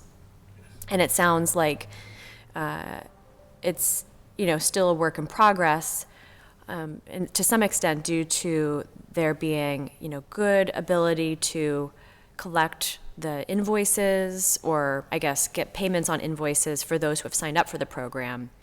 But on the other hand, for those not signed up but utilizing them, the ticket by mail seems to be a challenge. Can you comment on that, on your perspective there? We were part of the Smart Loading Zone. We think is a very good program right now. I think it's in place for almost 12 months come the end of this year. We just recommended to our board, and they approved the extension for an additional 24 months and expanding a number of smart loading zones throughout the city, contingent upon the city passing the same legislation. It is working. Operationally, it's working well. And operationally, we're set up and ready to do test pilot for ticket by meal in our surface lots because they're not city-owned streets. Legally, our law department and the city's law department is working on the issues to see if we can legally do ticket by mail. We'd be set up to turn it around in about 2 or 3 months if it gets approved.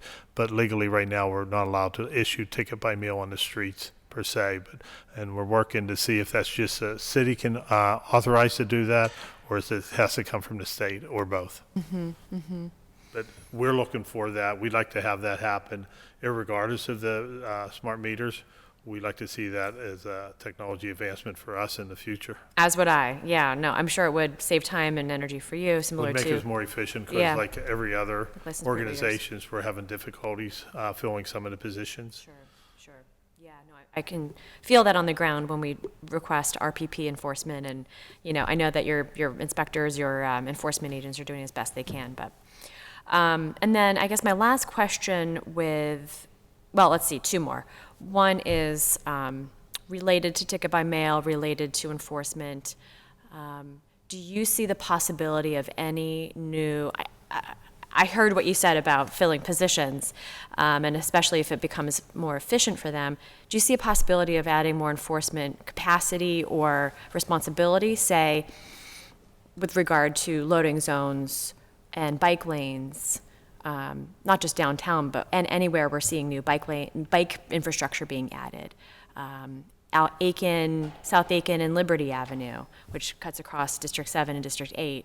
Penn Avenue downtown, a real need for increased enforcement. And, the question remains, I think, in our minds, is it best serving the city and utilizing our police force to be enforcing that when they could be doing, other things? Or does it make sense for parking authority to play a role there? So, any of your thoughts on that? I think it's the parking authority's job for the enforcement, and I do believe we'd be able to expand that if we had ticket by mail. Just being more efficient, probably could do it with the current staff, because right now an officer is doing an RPP district, probably can do 2 a day because of the timing it takes. It's labor intensive. If they were able to do ticket by mail there, we probably could double their area they cover for the day.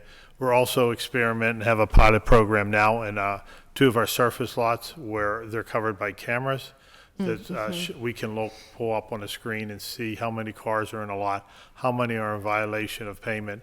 And we do have to send officers out there now to put the tickets on their car, but if we were able to mail tickets out, we would eliminate the officers from going to all those surface lots and free them up for other activities. So there are opportunities through technology to make us more efficient, and being more efficient, we'd be able to expand our duties to the bike lanes and bus lanes and that. That's, sorely needed. And I do believe the police have other top priorities rather than the parking. Sure, great. I'm glad you agree. Glad you're, thinking about that and wanting to expand that more. And, I really, really worry about, as I said to Domi, representatives who were here, I really worry about people who are particularly vulnerable because they're on bikes, having to weave in and out of traffic because there's a delivery truck or, just a vehicle parked in the bike lane, and they're among the most vulnerable. Or a kid, riding their bike to school, and you never want to see them have to weave in and out of traffic. Lastly, I guess if you could speak to any work that you've done collaborating with PRT. I know you do, but when it comes to the bigger picture of collaboration on the bigger picture of reducing the need to drive and the need to and increasing utilization of our public transit system, whether it's park and rides, whether it's creating kind of car-free zones in congested areas like, for instance, Oakland. What kind of conversations are you having with them about that? We're really not having any conversations on those topics, but we are in conversations with them in discussion. They brought us in the city on the BRT, on the location and the effect it's going to have on our city streets and meter revenues going forward. We did have discussions with them prior to our installation of the upgrade of our meters to see if there was an opportunity to have their Connect card purchase at the meters, but that did not finalize, and we've updated the meters without that process in there. So when there is an opportunity, we kind of reach out to them, but that last one we didn't materialize. Those are all my questions. Thank you. Thank you. Thank you, Madam Chair. Thank you, Councilman Strasburger. Councilman Wilson? All right, thank you, Madam Chair. I just want to say thanks, Dave, for taking on all the different things that have happened during the pandemic. Thank you, you and the board for your support. Definitely. So, you discussed this, or you mentioned this as an answer to, I think, what's the future of parking? If we could go back to that, because you said for the parking authority, you have to do one of three things. I think you said increase revenue, cut costs, or the third one was Revisit the co-op agreement. revisit the co-op agreement. So, if you had your pick, what would you do? I would like to reduce costs, which we discussed on that one line item, or revisit the co-op agreement to pay for that cost as we move forward and keep the benefit of the security guards in the garages. What was the second one? Revisit the co-op agreement to pay for the guards in our garages since What was the line item, if you can remind me, on the security. the budget? Oh, it's $3.2 million. It's the third highest line item in our budget. To pass security guards, it's required by city ordinance that we have a manned security guard in our garages when they're open 24/7. And so this asset study that we're doing, are you looking forward to what's going to come out of it?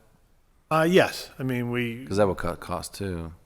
well, again, it depends on what the recommendations are. If it is to sell property, any revenues received from a sale of property would go required to go strictly to pay down the debt. So we wouldn't help in our operating budget.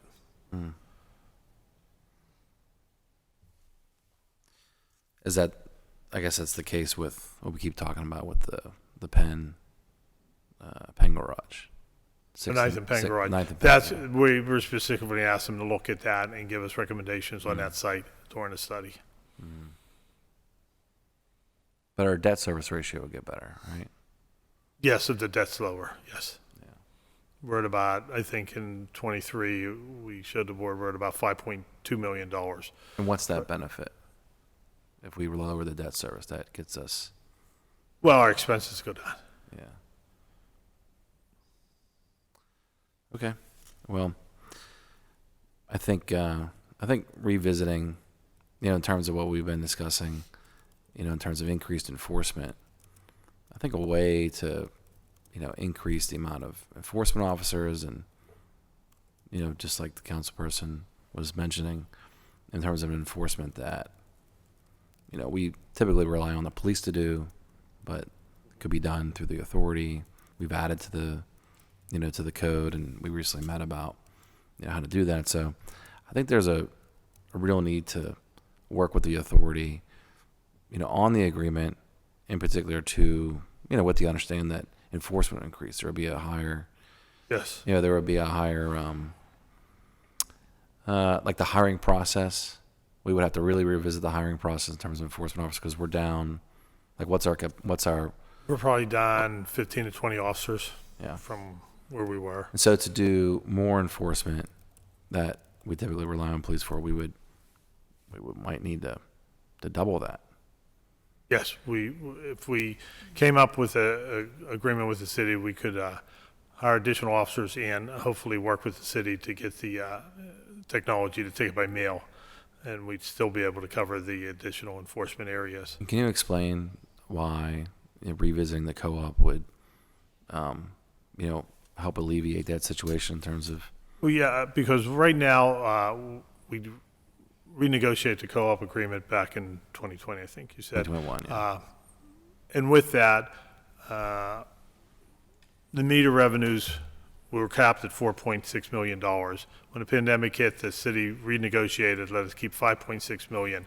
So any increase in meter revenues going forward today, which we've seen the increase in meter revenues coming back sooner, that doesn't help our bottom line, because once we receive the 5.6, whether it's a $15 million or $20 million of meter revenue, it all goes to the city. We can't keep it at the authority. We're capped at our meter revenue. Garage revenues, we pay parking tax on, and that revenue is off probably $20 million from prior to the pandemic, and came back and still off $20 million this year. But that's the money that helps the bottom line of the authority, and that revenue's not coming back as quickly as the meter revenue. And during the renegotiation, the city did allow us to keep the 1.9 in lieu of pilot payment too for 10 years. But if we want to continue to pay for our capital improvement programs as we go forward, we need to think about it and be working with the city now and the new technology and the state for better enforcement. And I'd like to work with you and your office, and you'd be the liaison for council to see if there's anything we can recommend to council. Yeah, definitely. Well, thanks. I just wanted to bring that up here at the table so we got that on record and other members know what we're discussing. Well, thank you. Because I think it's important, not only for the authority, It is. but also for what residents want, to see, the type of enforcement they'd like to see. So, well, thanks. I have no further questions. Appreciate that. Other members have any response? So, okay, I'll try to keep my questions short and brief. Just to follow up on Councilman Wilson and Councilwoman Strasburger's comments on ticket by mail.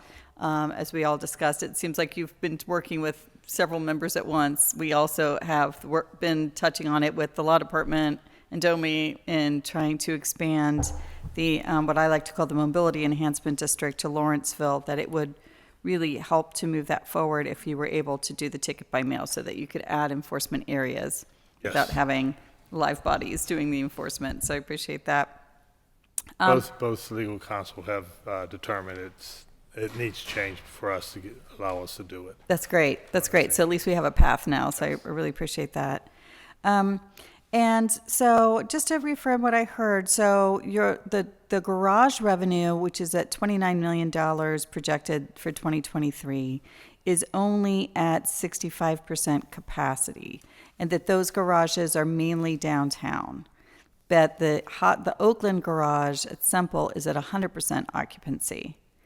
And then you only have, I think, a few other garages. I think there's a garage on Walnut Street, also in Councilwoman Strasburger's district, or near Walnut Street, and that occupancy is... That's way down, and I think has to do strictly to the activity. That garage is usually driven by Walnut Street, and Walnut Street seeing a downturn in the retails or the different types of retailers going in there is not demanding the vehicle traffic that we saw before.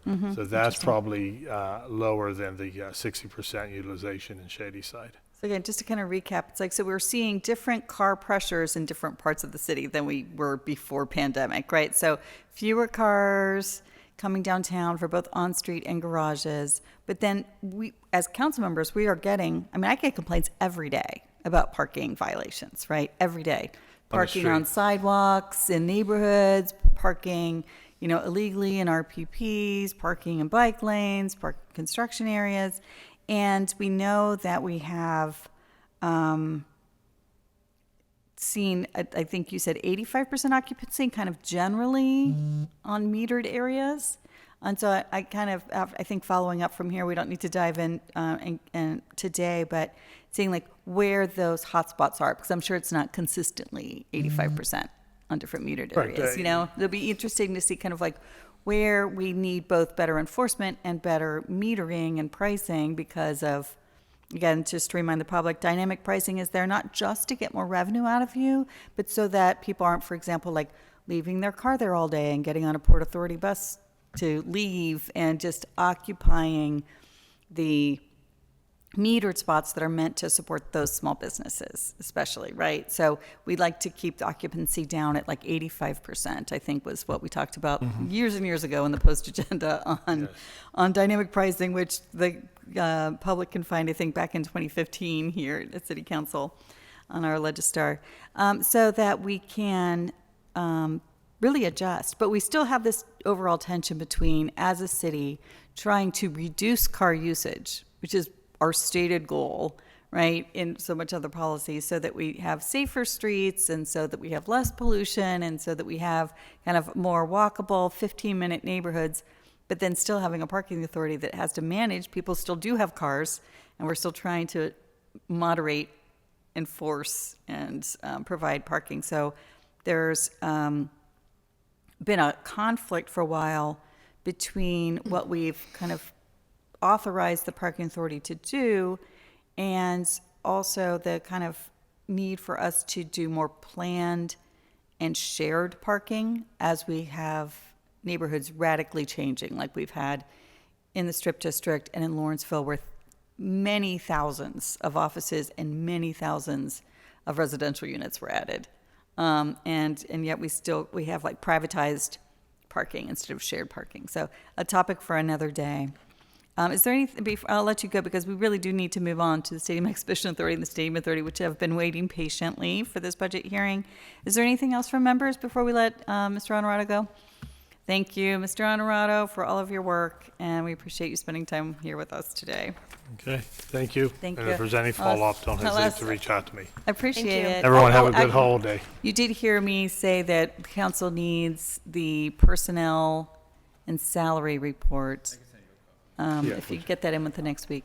And I also heard you say twice a year, but we usually send it once a year. I do recall that, but we've got an email from our solicitor that by law it was twice a year. We send it annually, but not, you'll send an email for that? Yeah, I'll give you Okay.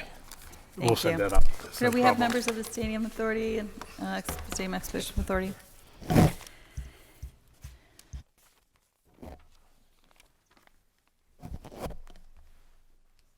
Also, I apologize. Councilman Lavelle, are you there on Zoom? I cannot see you, and I did not give you the opportunity to ask questions.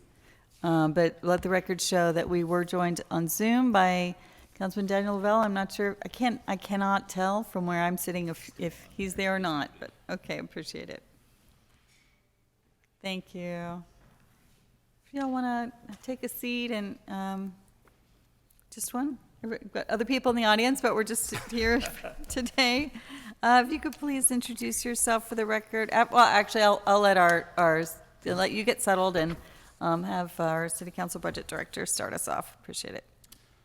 The Sports and Exhibition Authority, or the SEA, is the successor of the Public Auditorium Authority of Pittsburgh and Allegheny County. The name was changed in November 1999 as SEA began working with the Commonwealth of Pennsylvania, the City of Pittsburgh, and Allegheny County to implement the Regional Destination Financing Plan, or the RDFP, which supported the construction of PNC Park and Heinz Field, now Acrisure Stadium, and the expansion of the David L. Lawrence Convention Center, as well as the infrastructure improvements associated with these projects. SEA-owned facilities include PPG Paints Arena, PNC Park, Acrisure Stadium, the David L. Lawrence Convention Center, North Shore Riverfront Park, and the North Shore Parking Garage. The SEA consists of 7 members, 3 of whom are appointed by the city and 3 by the county, and the 7th member is appointed by the city and county jointly, and Councilman Coghill serves on that board. And then I'll jump over to the Stadium Authority. Is owned by, they owned Three River Stadium and continues to own the land on which it sat. The land is located between Heinz Field and Acrisure Stadium and PNC Park. The Stadium Authority is responsible for the development of that land and the surface parking to a mixed-use urban development. The Stadium Authority has 5-member board. Each member is appointed by the mayor. And the SEA and Stadium Authority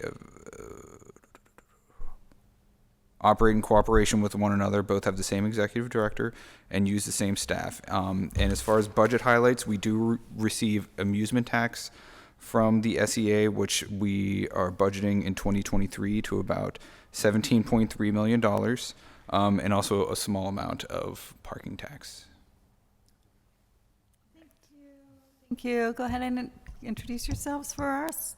Hello, my name is Aaron Waller, the Executive Director for the Sports and Exhibition Authority, as well as representing the Stadium Authority. And just to begin, I would like to thank both boards, the SEA board as well as the Stadium Authority board, for the transition and the welcome to Pittsburgh. Also like to thank the SEA staff in their support during this time. And special acknowledgement to Mary Cantoro for the transition, and also Roseanne Cassiato. She's in the audience with me. She is retiring as CFO next week. And welcome aboard to Bridget Pascal, who's also in the audience, the new CFO. Thank you. Appreciate that. Do you have financials for us?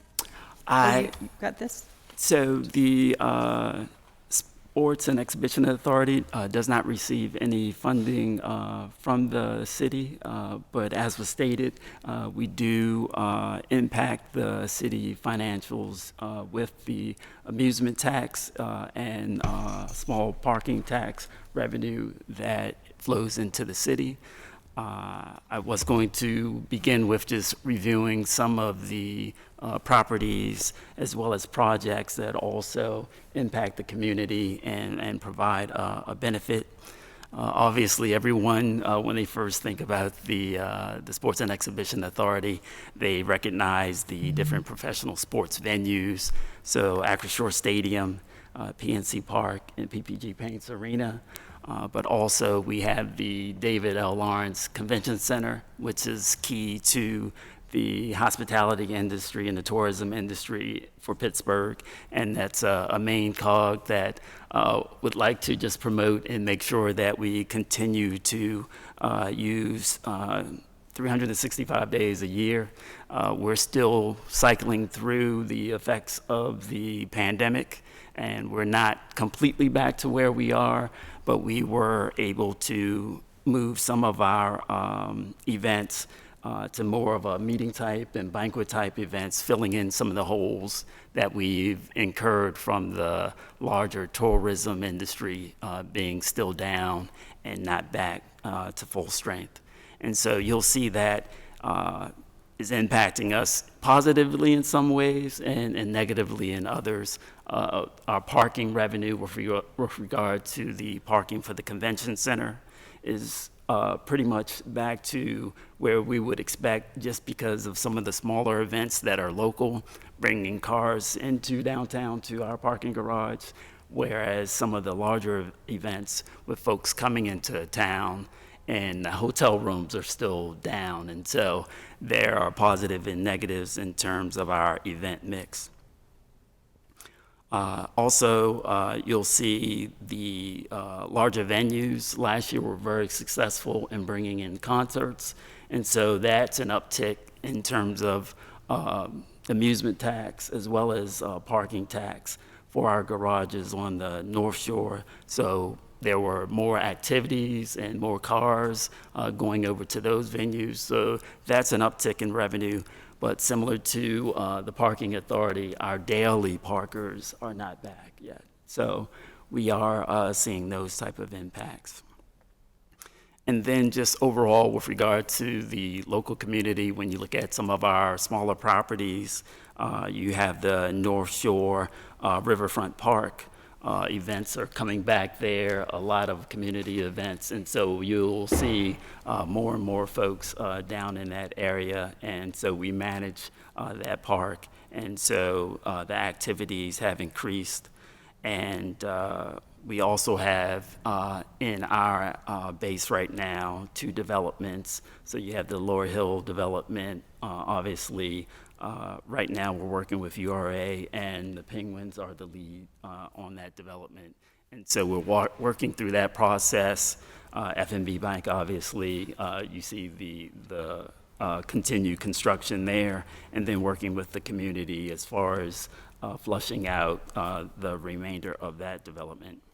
And then on the North Shore, we have the Pirates working to develop one of the surface lots that will be converted to a mixed-use opportunity there with apartments. And so that construction actually is underway as well. And so a number of activities that we are currently working on. Thank you. Is that all you have for now? I'll open the floor first to Councilman Coghill, who serves for us on the board. Thank you, Madam Chair, and it's great seeing you again last night. I just want to start with recognizing also Christina Kashad. She did a fantastic job, and it's great to see you two working together through the transition. Obviously, you're new to Pittsburgh, and you two collaborating, I felt, was a key ingredient, and to see you two out the other day, it was really just great to see. I also want to recognize Roseanne Cashado. Thank you for your many years of service. I hope she has 1 week left, I believe, now, and I hope you enjoy your retirement. You'll be missed, and I also want to welcome Bridget. Bridget, welcome to the SCA Authority Board. So I had the pleasure of being on a search committee to find our new Sports and Exhibition Authority director. It was myself and 2 or 3 others, I think, and we did a nationwide search. We went everywhere from Seattle to all corners of the United States, and we interviewed many people. This gentleman, Mr. Waller, I will tell you, was heads and shoulders above everybody, and for many reasons, you know, I enjoyed not only the search, but getting to know you better. And one of the many things that stuck out to me was, you know, you mentioned in your remarks about the convention center and how, you know, I feel like it's underutilized. And besides the amusement tax and the parking tax that the city counts on, of course, but, you know, a fee that we don't really see the bare numbers on are the people who come to the city of Pittsburgh for conventions and spend money in our restaurants and our hotels and, you know, frequent the city of Pittsburgh. And that leads into more conventions and better conventions. So one of the things that stuck out to me in our interview process was that you seem to want to focus on booking that place solid. And I believe there's many benefits to that. We have our annual conventions that come back every year, and we generate a lot of revenue for the city of Pittsburgh from those. But to book that convention center 365 days a year, as you said, really, I think, is going to be a key ingredient to the city of Pittsburgh in many ways. But can you speak to that at all as to, you know, I know we've had conversations about it, but your focus on, you know, really filling that convention center on a regular basis? So at the convention center, the operations are actually, we outsource the operations to ASM Global. They are a premier and nationwide company that manages convention centers in a number of states and municipalities. And working with the team there, great team, focusing on the marketing and sales effort and understanding, you know, how we sold prior to the pandemic, what was our sales mix, what was the event type, and then understanding the sales cycle associated with all of those event types. And then now moving into this post-pandemic era and trying to figure out where we're going to land and understanding the lead times associated with those large conventions, which everyone truly focused on initially, and understanding the revenues that those brought forth, the impacts to the hotels and restaurants downtown. And that's still our focus. We still want to do that. We work with Visit Pittsburgh on that and the sales team at the convention center. But we want to also make sure that we don't have any gaps and that we also focus on the local businesses and bringing them into town if they're not headquartered there already, and hosting meetings, large meetings, or just conferences for their folks from different locales, and bringing those folks to the convention center as well. And then a smaller tier of sporting events, food and beverage. We just had a wedding event planner convention at the center last week, and focusing on those type of opportunities. And we just had 2 weddings actually on Saturday at the convention center. But understanding the views that we have from the convention center, one of the few convention centers that actually has window space that can overlook downtown as well as the North Shore and the river. And then we built out last year and opened this past spring and summer the new terrace on the roof of the convention center. And when I say it's tremendous, it is amazing. And so if you go there at night, all of the lights from both North Shore as well as downtown, perfect view for any type of corporate wedding, any type of event.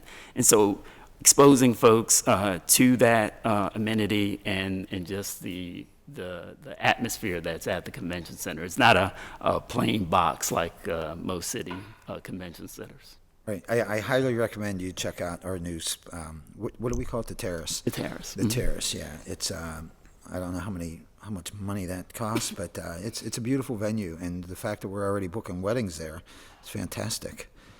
When we book a wedding there, they rent it like any other venue throughout the city of Pittsburgh. If you're looking to get married and come in and you say we have a dollar amount, do we have a dollar amount on that venue?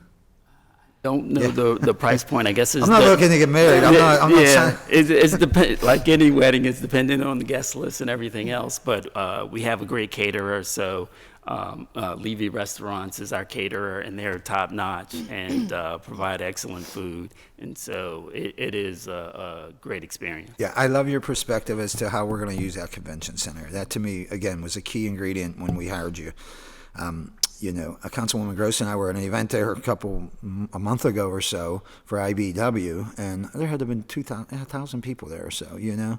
So I love to see that thing used to the most that we can use it, and trying to book that place. It reminds me of my business a little bit, right? Your big jobs, you got to have the big jobs, but all the little jobs lead into big jobs. And when we book that convention center for a group of 400, 500 people, you know, we don't know what that leads into. It's really unseen and untold, but it's just marketing and advertising. And one of the things I still feel that Pittsburgh has the smoky city reputation to some degree. But when they're here and when they see the city, like you know, they realize those days are long gone. And the people here, I think, they're welcoming to, you know, no matter where you're from in the country. It's number one comment I get when people visit here.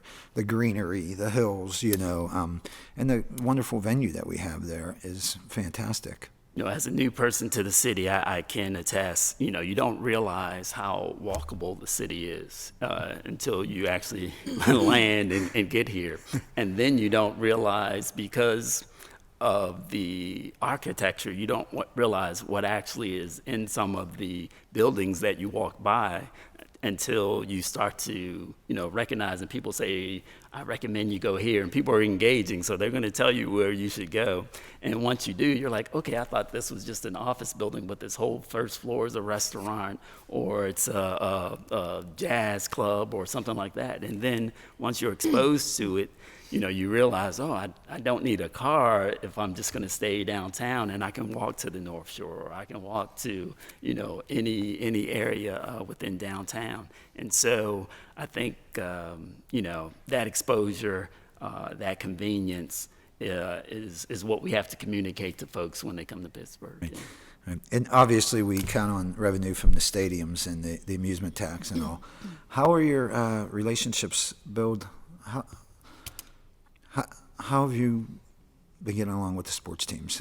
You know, say the Rooney family, you know, the Muse group, and the Pirates. I've engaged and been engaged by everyone, and it's definitely been positive.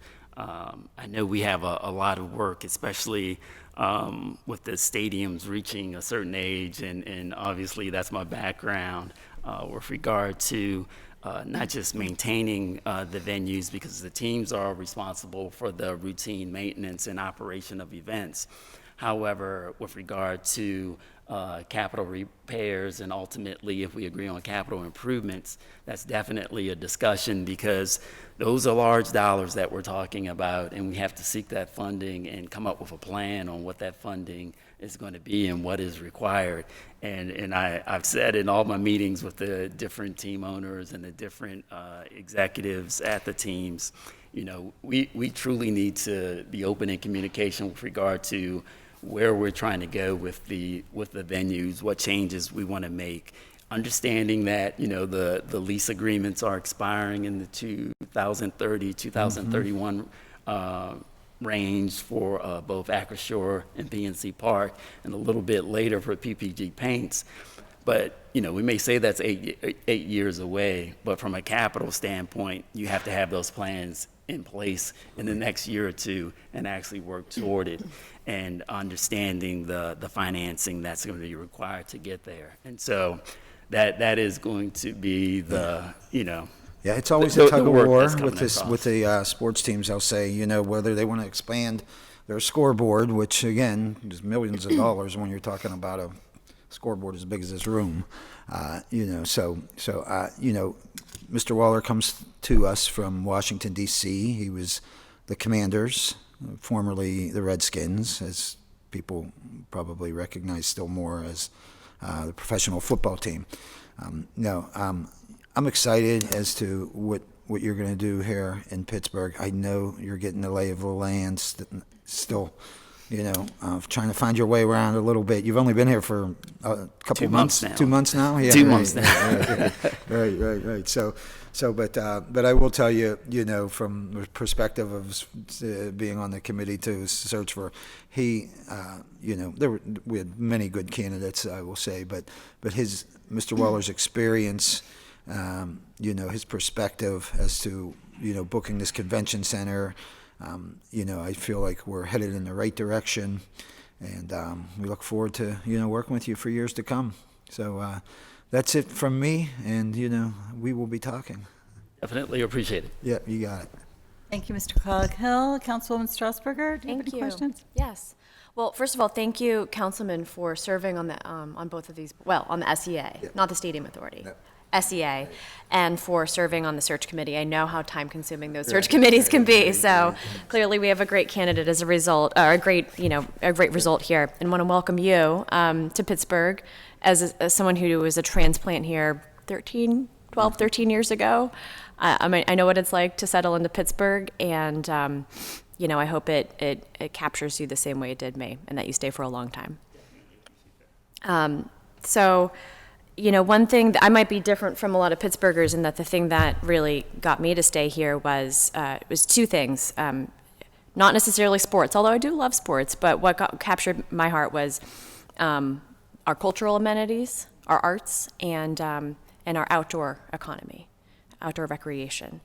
And, you know, so many of your facilities are in close proximity to both the cultural district and our rivers, and, you know, not too far from our outdoor recreation, whether it's our river trails or actually getting out onto the river and paddling.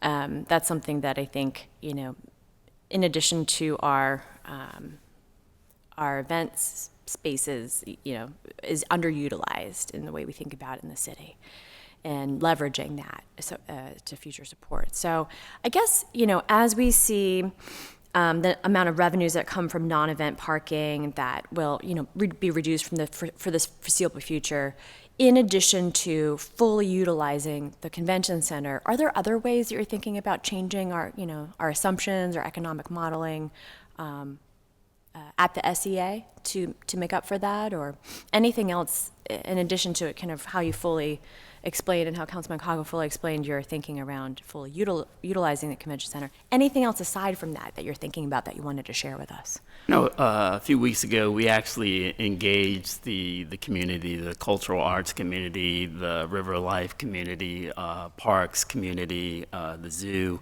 and had them come down to the convention center just so I could meet some of the folks involved in those markets and those industries. because we want to reach out and get ideas in terms of, how can we further support each other in the downtown economic environment, and making sure that we don't just get lockstep into what we've done in the past, as well as just our own ideas, but generate ideas with partners. And so we're reaching out and making sure that we're engaged and that we participate. And so I know folks working to utilize the river differently, to see if there are ways that we can generate economic development with regard to boating opportunities, water taxis, those type of things, to actual events with the parkland along the river. How can the convention center support that if there are activities or conventions associated or that will take place at the convention center? Can they also leverage space along the water and have different activities? But then we're also looking at sporting events that aren't. Cameo by the mayor. Exactly. Okay. Exactly. But also looking at sporting events that won't take place necessarily at our larger venues, that we should be supportive of, and that we can also maybe support from an organizational standpoint, and in some cases from a funding standpoint, that can build and grow to a larger event. And so we've had a number of those activities, and people are amazed because we have a columnless convention center, that activities like, volleyball and basketball activities can actually take place in the convention center. And we're hosting those events, and we're trying to support more and more of that, as well as sporting events that could take place in smaller community venues. And as I said, as they grow, get transplanted over the years to our venue. Yeah. That's all wonderful to hear, and I'm glad that you're already sitting down with some of those leaders in the community to build relationships. You never know what's going to come from that. So thank you. Well, best of luck in the next several months until, hopefully we see each other before next year, but best of luck in your new position, your future endeavors, and look forward to continuing the conversation. Thank you, Councilwoman. Oh, I apologize. And let the record show we are still joined by Councilman Lavelle on Zoom, who I cannot see. Councilman Lavelle, if you're there, do you have any questions for the Stadium and Exhibition Authority or the Stadium Authority? I don't hear from you, Councilman, but if you do want to chime in, just unmute yourself and jump right in, and I'll let you have the floor. So thank you, Mr. Waller. Again, welcome to the city. We appreciate you being here and kind of leading us into the future. And I'm so glad you just brought up in the last line of questioning, sports activities. We had a crisis a few months ago where someone, Steel City or Stonewall, someone needed a football-sized space to have like 20 concurrent, I think, bocce tournaments, or maybe not. Was it bocce or was it another one? I'm going to see if my staff are listening, if they can tell me on our chat. What was the permitting space? We weren't able to find a space in the city for like a big tournament of where there were like 20 like consecutive games being played of like kind of on smaller things, but you would be able to accommodate that. Would imagine so. I'm not sure if 20 bocce. Concurrently, right, in that one space, but maybe not. Yeah, we'll follow up and see what that was, in case we need a site for next year. Exactly, definitely. But that really kind of opens up the idea that you had volleyball tournaments indoors in the convention center, which you just don't think of that for spectator sports. Right? Exactly. So that's fantastic. And I want to also say that Councilman Caldwell and I, when we went to the IBEW, it was bocce, my staff is saying it's bocce. We went to the event, it was probably at least 1,000 people, it seemed like, right? Yes. The one thing I had to say that was really impressive was all of the audio-visual support was just, the lighting was top-notch. We were joking, we were on huge screens as we were at the podium speaking into the microphone, and all the lighting was so excellent. I don't know if that had anything to do with your vendors, but we were like, everybody looked like we were on like a Hollywood movie production. You know, you looked so much better just with your crappy iPhone photos than I any of us ever do in real life. So that was really amazing. I have to say, we do employ some of the best AV technicians as well as vendors, and they are known throughout the industry. So we experienced it firsthand. The bands, a live band started playing. The sound was amazing. It wasn't too loud, but the sound quality was dramatically different than some other venues that you go into. I mean, it was really like we noticed it, and we're talking about it while we were there.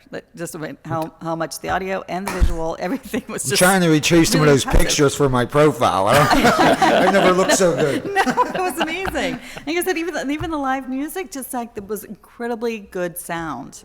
So we were really impressed by that. It was Stonewall Democrats, and they ended up going outside of the city for a bocce tournament. And so we will put them in touch with you in case they are having the tournament next year. So I really appreciate that. I would also like to just add in, and briefly, because we really need to adjourn so that we can get to we'll have another public hearing at 1:30. We'll be back in chambers.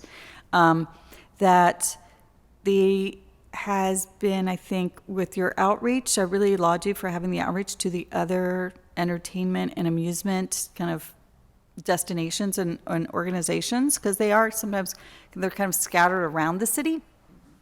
And so we have had projects in the past that I'll share with you another time, like a pilot project 20 years ago called the Ultraviolet Loop, where I was actually the project manager for it. It was an idea to link amusement destinations and kind of nighttime business districts with a bus service so that you couldn't get lost. It was just a circle.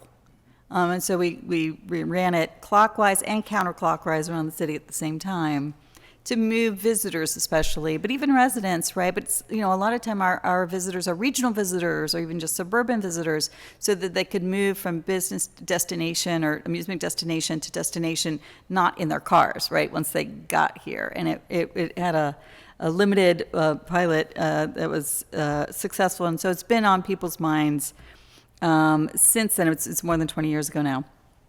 And then similarly, I've been representing the Strip District for the last 8 years, and so my district starts right at the edge of your building, right in the middle of 11th Street, and goes upriver. I will be giving or District 1 will be taking the Strip District from my district, District 7.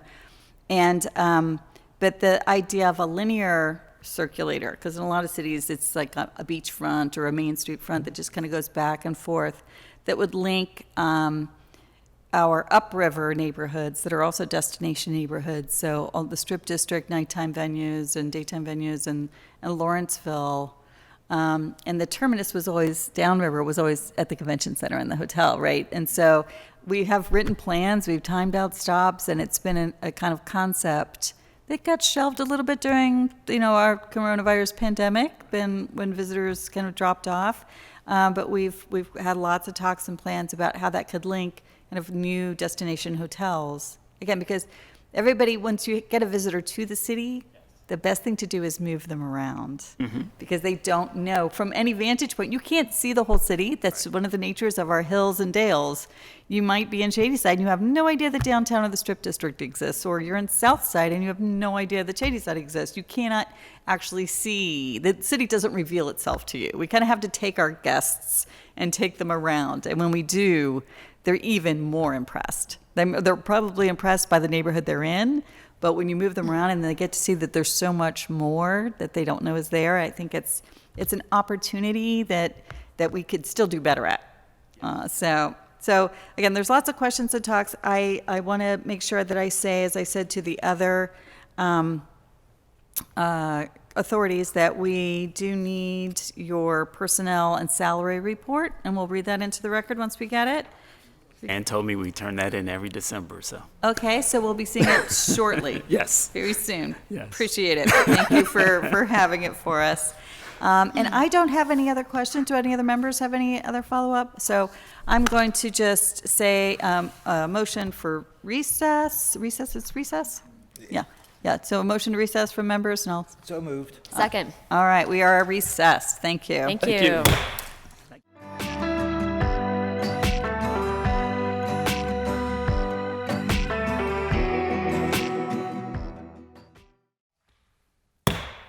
Welcome to City Council's reconvened 2023 budget hearings. My name is Deborah Gross. I am the council member for District 7 and the chair of Intergovernmental Affairs. Today is Tuesday, November 22nd, and we are here with representatives from the Pittsburgh Water and Sewer Authority. I will hand over our introduction to Peter McDevitt, our City Council Budget Director, and then we'll hear from the authority. Thank you. The Pittsburgh Water and Sewer Authority's mission is to support our region by protecting public health and the environment through the delivery of safe and reliable water services with a commitment to the future generations. The PWSA is governed by a 9-member board with Alex Schuley as the chair. PWSA is also under the jurisdiction of the Pennsylvania Public Utility Commission and must request rate increases through the PAPUC process. The 2023 capital budget for PWSA is approximately $307 million, and the 2023 operating budget is approximately $203 million. And over to our packets, as I mentioned, there's a 7-member board in which Councilwoman Strasburger serves as the vice chair. Also, as far as budgetary impacts for the city, PWSA is to pay $6.7 million to the city for indirect costs. And in the capital budget, there are several joint city PWSA flood control projects in the 2023 budget. Those include Braywood Way stormwater improvements, Dragoon Way stormwater improvements, Stewart Avenue stormwater improvements, and Haverville Street improvements. And with that, PWSA does have a presentation that I'm going to pull up now.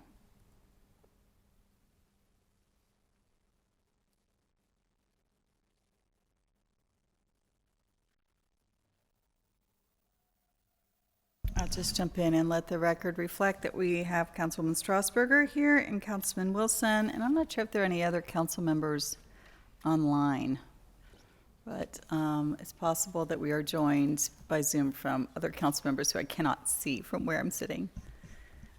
I'm just going to kill a little airtime while we have our technology ready? Yep. Okay, thank you. You go ahead and introduce yourselves, and you can start your presentation. Sure. Good afternoon, Council. I'm Will Pickering. I'm the Chief Executive Officer for the Pittsburgh Water and Sewer Authority, and I'm joined by Ed Barca, our Director of Finance at PWSA. So we're going to just walk through a few slides with a focus on the budget and some previous or year-to-date accomplishments, and then happy to open it up to questions. We promise we will be brief. So just to start things off, last year we talked about framing PWSA in a new direction, overcoming quite a few challenges, regulatory challenges, aging infrastructure challenges, and we did undertake a strategic initiative this calendar year to take a look inward and work on our mission, vision, and core values. We can go ahead to the next slide. Director McDevitt outlined our mission statement. But what I was really proud of this process is that we did engage staff at all levels to come up with these core concepts.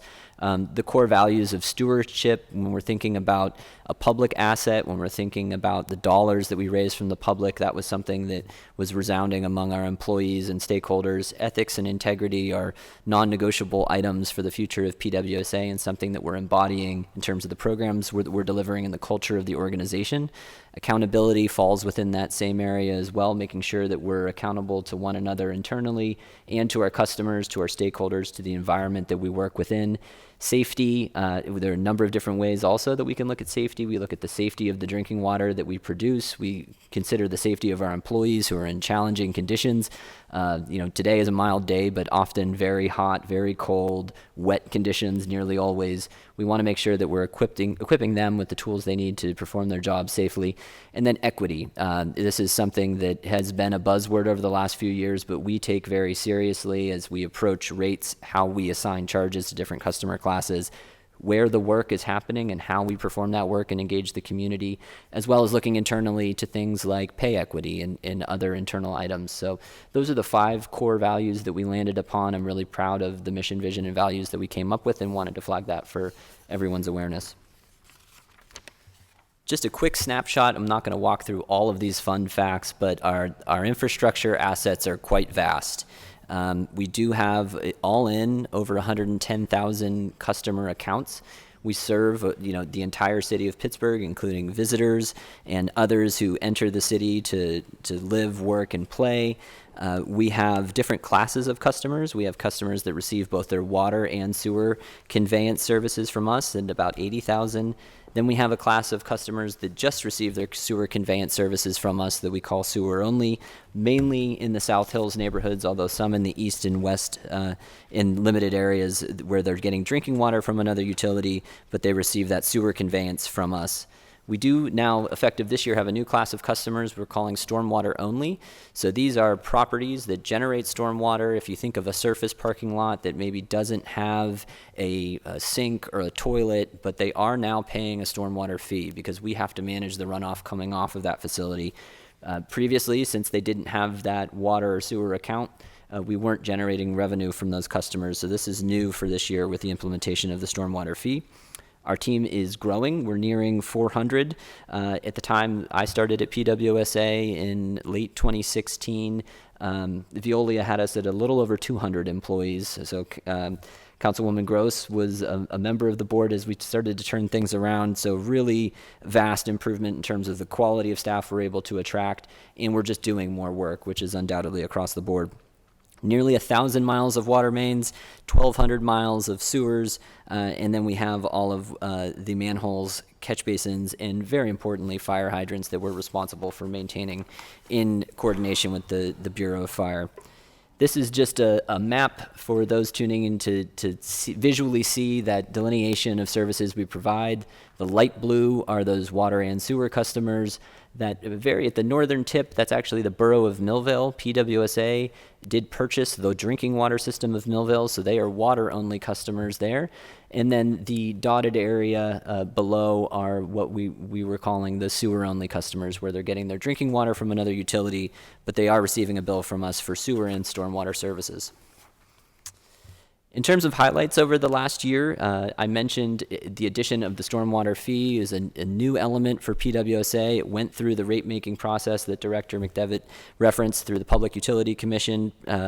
We have been very successful in that implementation. It was new for a utility of our size and structure here in the state, but I do want to commend the staff and our consultants that helped us to devise the fee system, and we've been successful there. We've, in turn, with the most recent rate structure that we put forward, we have expanded customer assistance offerings, and we're continuing to look at those options and how we can provide for customers who have a difficult time paying their bill. Our continual investment in the capital plan, again, the number planned for next year, and Ed will get into a little detail, is nearing $300 million. So a tremendous amount of work ahead of us on the capital improvement side of things. This rendering outlines some of the key facets of our drinking water distribution system, and many of those components that are there are slated for replacement or actually have been replaced. For instance, the Highland 2 reservoir in Highland Park, this is the covered reservoir that's behind the fence. We're actually refilling it today. The liner and cover of that facility, as well as the large diameter main that feeds it, have been replaced or rehabilitated. So we're getting that part of it back into service to check the box on one of many of these improvement projects that we have ahead of us. Environmental compliance, again, when we talk about ethics and integrity and accountability, a renewed focus on environmental compliance. We have a chief of environmental compliance, and since I've been at this table, I was at this table, I guess. We have built out the team beneath our Chief of Environmental Compliance and Ethics, and so we have a focused group looking at the water treatment plant, looking at our operations outside of the plant to make sure that we're complying with health and safety regulations.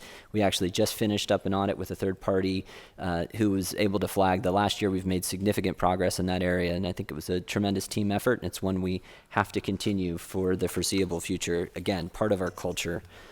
Lead service line replacement continues to be a key initiative driving those capital improvement plan numbers. Just as a quick refresher, in 2019, PWSA changed the drinking water treatment to control for lead in water for homes that have lead service lines. Not every home has a lead service line. It's a growing minority of customers that have a lead line on either the public or private side. We are in compliance with all of our federal water quality standards as it relates to lead. We do have a consent order with the Pennsylvania DEP related to lead, and really all that's left are reporting requirements. So we have met the minimum number of replacements that we needed to achieve. We have been able to treat the water effectively to reduce those levels to historic lows, and we expect that to continue. And we're continuing to replace the lead lines. We are almost at 10,000 public lead service lines replaced since 2017, as you can see from those numbers below, so a tremendous amount of progress. We do not do partial lead service line replacements, haven't in some time. Councilwoman Gross was a member of the board when that policy change was implemented and is now a standard under PA-PUC regulations, so they've really followed our lead there throughout the state. So I do want to acknowledge that. Go on to the next slide, Ed. In terms of funding that lead service line replacement program, it is rather labor intensive and expensive. We are very lucky and appreciative for receiving $17 million from the city in the American Recovery Plan Act funds. We are using those. We've actually been able to get more productivity than we estimated, and we believe we're going to be able to get to about 1,700 properties, either determining if they have a lead line, we're replacing it, or if they don't, then we can update our inventory. And we're making great progress. About 50% of those funds have already been expended, and we have every intention of finishing up that next year. We are also working with Penvest, which is the state organization that helps finance water infrastructure projects. They take federal money, state money, and they provide it to us in the form of loans or grants. We have, thanks to Ed's leadership and his team, we've been very lucky, and we've been able to secure $26 million in grants. That's the priority, but we've also received hundreds of millions in commitments and low interest loans, which are helping us to fund not just lead line replacement, but small diameter water main sewer replacement and some of those big water treatment distribution system projects I referenced earlier on that schematic.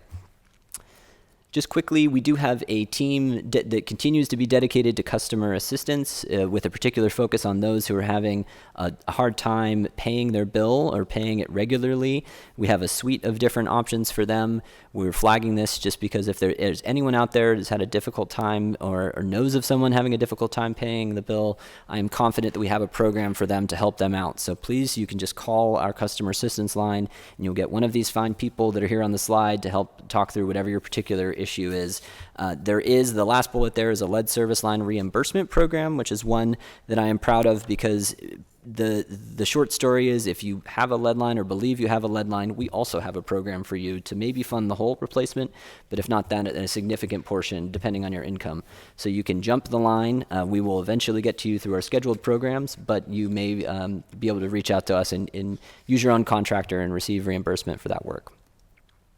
And I'm just going to quickly touch on current rates. The yellow highlighted is the current rate structure when you're looking at a water, sewer, and stormwater customer.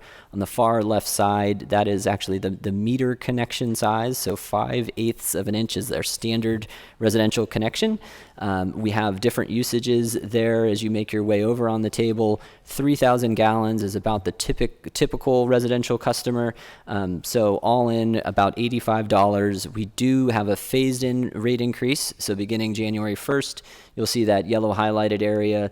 The bills will just go up just slightly in some of the rates increasing, so there is going to be an increase, but not as much as we've seen in typical rate instances.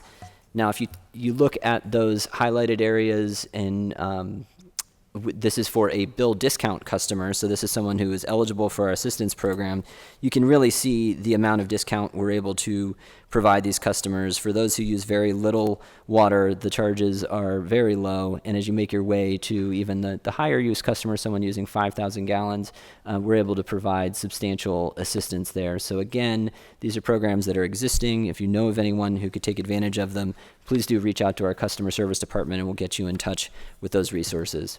With that, I'll turn it over to Ed to get into a little bit more of the numbers for next year. Great, thank you, Will. As Will said, we're going to dive into next the operating and capital budgets of the Pittsburgh Water and Sewer Authority First, we'll start here with the operating budget specifically for 2023. And much like other entities, including the city of Pittsburgh, our operating budget is a collaborative process. It is roughly a 6-month process of engaging stakeholders throughout the organization to make sure that their needs are met through the budgeting process, but also to make sure high-level initiatives, regulatory requirements, and other factors are included in the budget for the upcoming year. The chart here shows on a high level a pie graph of our 2023 budget at the Pittsburgh Water and Sewer Authority. The total amount for 2023 is $292 million. With that, if you exclude our Alcosan expense, as we are the pass-through entity for Alcosan charges, PWSA's budget is $204 million. Of that amount, you can see the highest percentages within our budget represented by Alcosan at 30%, debt service at 27%, our direct operating at 17%, which is really our consulting and other related costs associated with that, rounded out by our salaries, benefits, and general administrative costs that you see there. A few of the highlights I do want to point out specifically with the 2023 budget. We do feel at PWSA that this budget will continue to strengthen our financial health of the organization. I'm happy to report that just this past October, PWSA did receive a rating increase from Standard & Poor's, which is really a reflection of our healthy credit, the progress that we've made through the past 5 to 10 years at PWSA to really strengthen the organization at a financial level, but also at a management level as well. This budget will also address legacy of disinvestment. We understand that that disinvestment will not be remedied within a year or two time frame. It will take a while, and we feel that the allocations we have in this budget will continue to progress forward and help PWSA address that legacy. Our PUC oversight and reporting requirements will also be met through this budget. As Director McDevitt said at the top of the meeting, we do report to the PAPUC through a various number of programs, rates, and other factors as well. And so all the required level of allocations and other factors that we need in this budget are included to help address that need as well. And then the last piece there is just related to our debt service coverage ratios, which we believe, again, back to the health of the organization, those required coverage ratios will be met in this budget as well. Next, we'll transition to the capital improvement plan. This is a 5-year plan starting from 2023 through 2027. Included in it is allocations and initiatives for our water, wastewater, and stormwater systems. What I'd like to point out here is really a number of accomplishments within our capital program starting in 2022. Our M29 outfall rehabilitation program, which PWSA was a partner with Alcosan on this project. There was a ribbon cutting, this past summer to really show the work that PWSA has done collaboratively with Alcosan to really improve our overall coordination throughout the city of Pittsburgh through the various projects that we have ongoing. We have our Fuchsia Way Sewer Rehabilitation Project, our Rising Main 3 Replacement and Lining Project, and our Maryland Avenue Stormwater Green Infrastructure Project as well. These are a number of, accomplishments that we've seen in 2022, but there are others that are not represented here, and this is just an example of what we are doing at PWSA moving forward.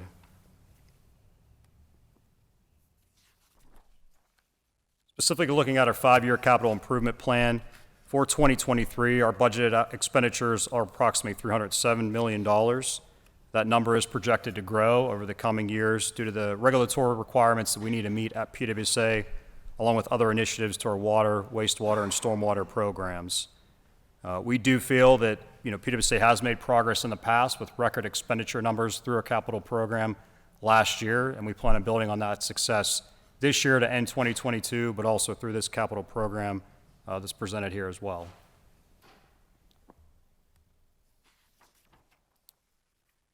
I mentioned financial stability, but I do want to key in on that again because I do believe that it is something that's worth mentioning publicly, but also to council as well.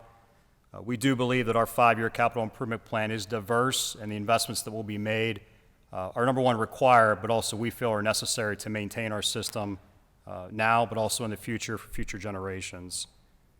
We do have a mixed funding source allocation within that capital program. Revenue bonds are a big allocation, but we also have government programs through Penvest, the federal government as well, and there's also some state grants that we're pursuing outside of PennVest. So really those programs are going to help the authority to bring forth these investments at a cheapest rate possible to our ratepayers. And as I mentioned, PwC is supported by its strong credit rating. As I mentioned, S&P Standard & Poor's recently upgraded PwC's credit rating this October, and that was the first time that PwC received any credit rating within the past 10 years.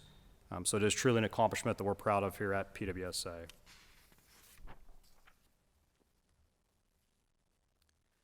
This next slide is a peer comparison of other similar size or comparable utilities to PwC, specifically looking at their debt load relative to, as you can see here, I believe there's 7 key comparisons. The key takeaway here is that, I want folks to understand that the utility world, specifically the water and sewer world, is a capital-intensive industry. A lot of times the Pittsburgh Water and Sewer Authority is compared to the city of Pittsburgh and other municipalities. And while there is a lot of synergies and common grounds through that comparison, one of the areas that is different is the level of investment that utilities need to make versus a municipality. And that goes without saying when you talk about lead line replacements, sewer rehabilitation projects, other initiatives. Those projects are expensive, but it's not an outlier to other utilities throughout the country. And this graph here shows that in its true form. PwC is represented on the far right here in the bold green color. And you can see, compared to our other utilities that I have represented, our long-term debt load is actually lower than those utilities outside of Cleveland Water, which I will note is a water-only enterprise. And our debt service, our annual debt service of $65 million is lower or comparable to most of those utilities. It goes without saying that we're not going to issue debt needlessly, but I want to drive the point home that PwC is progressing and that this debt, the debt issuance as part of that is really the nature of the beast when it comes to utilities. And with that, I'll turn it over to any questions, unless you have anything to add, Will. No, happy to answer any questions anyone has. Thank you, appreciate it. Councilwoman Strasburger, would you like to go first as a member of the board? Thank you. Yes, thank you both for being here today for the succinct presentation, which in my mind only scratches the surface. As a board member, I see, the tremendous amount of progress that the authority has made over the years, and I do need to give credit where credit is due. It's staff, it's past staff of PwC, and also previous board members like Councilwoman Gross, who were doing the yeoman's work to really turn the authority around when it truly was, reaching a crisis point and bring it to where it is today, where you can really share with us all your wonderful accomplishments. I think about the amount, one measure of that is capital expenditures and the capital improvement plan. To be able to embark in a multi-year capital improvement plan of its own resources, big projects, creating redundancy in our water systems in case of an emergency and for other reasons, and having the resources on hand to do that. I mean, when I look at the capital budget and the operating budget from the last 10 years to today, I mean, you can tell me better. I don't have it memorized. Has it doubled? Has it tripled? At least tripled. At least tripled, right? So the amount the authority is able to accomplish to make up for lost time for disinvestment over the last 50 years is incredibly impressive. And then the things that are unseen, right? A lot of it is unseen, right? The replacement of the upgrade of the Highland 2 reservoir, right? Not a lot of people are seeing that, what's happening underneath the ground. But even less seen is the investment in, say, a customer portal that helps the customer service representatives do their jobs better and really be responsive to the public. The level of investment in providing ratepayer assistance programs. So really just to say, I don't have too many questions. I see the ins and outs of it multiple times per month. So wanted to make sure to give a shout out to both the people and the human resources that really make this happen, and some of the work that goes, that happens behind the scenes that has, might not have made it into a council budget presentation, but deserves credit as well. And if there's anything in those categories that you'd also like to highlight, feel free to take this as a question or opportunity to do so. Thank you for that opportunity, and in the spirit of this week and the holiday, I'll thank you for serving on our executive committee of the board.